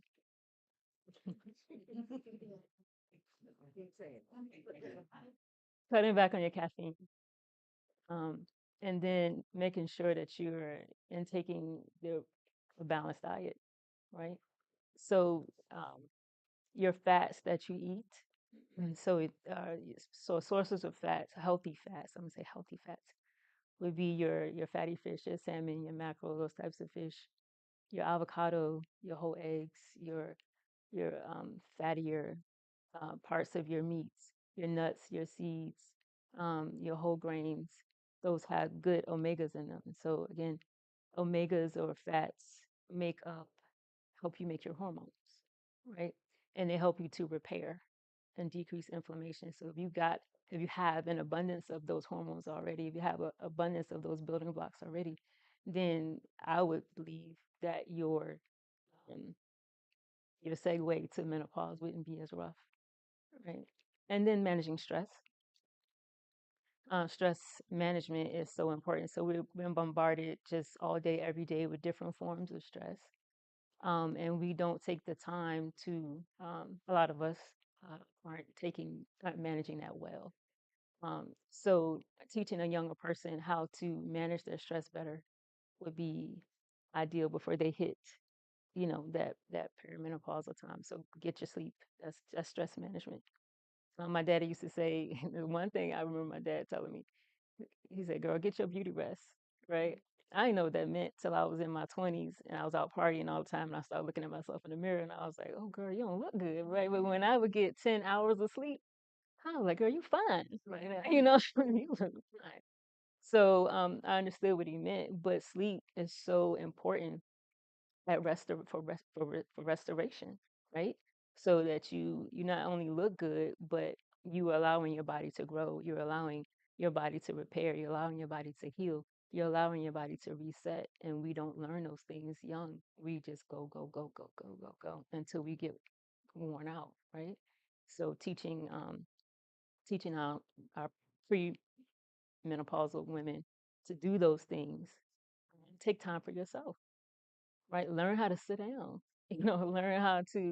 Learn how to eat right, learn how to drink right, learn how to share, learn how to talk, learn how to speak about your feelings, learn how to deal with your trauma. All those things play a part in how you respond in your later years. I'm gonna say not older years, your later years. So thank you so much. That's all of no. Yeah.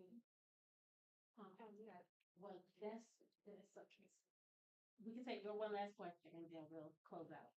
Okay, what are your thoughts? It works, I What promise. are your thoughts about NAD plus and I don't know if I pronounce it, I don't know if it's NAD or NAD plus and peptide IVs. I noticed that they're becoming like really popular now. I read somewhere online that women, I guess like 35 and older should start considering um, taking those type of IVs. So, what are your thoughts?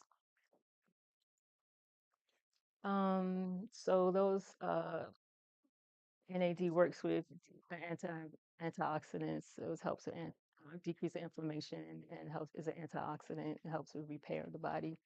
Um, do I think you need an IV? Not necessarily. No. No, most people can't get. Most people don't have IVs. I don't think you need an IV for everything. You need to learn how to eat well, right? You need to learn how to eat things that have those things in them. That would be my advice. We do, like I said, we do IV treatments in my office, but um, do I think that's something that you should have on a routine basis? Mm, I don't, honestly, I don't. And even though I sell it, I don't think you should have it on a routine basis. It's not necessary to poke yourself to give you the nutrition that you need. You should be eating the nutrition that you need. That's my low and dirty. Okay. Thank you so much, Dr. Dowling.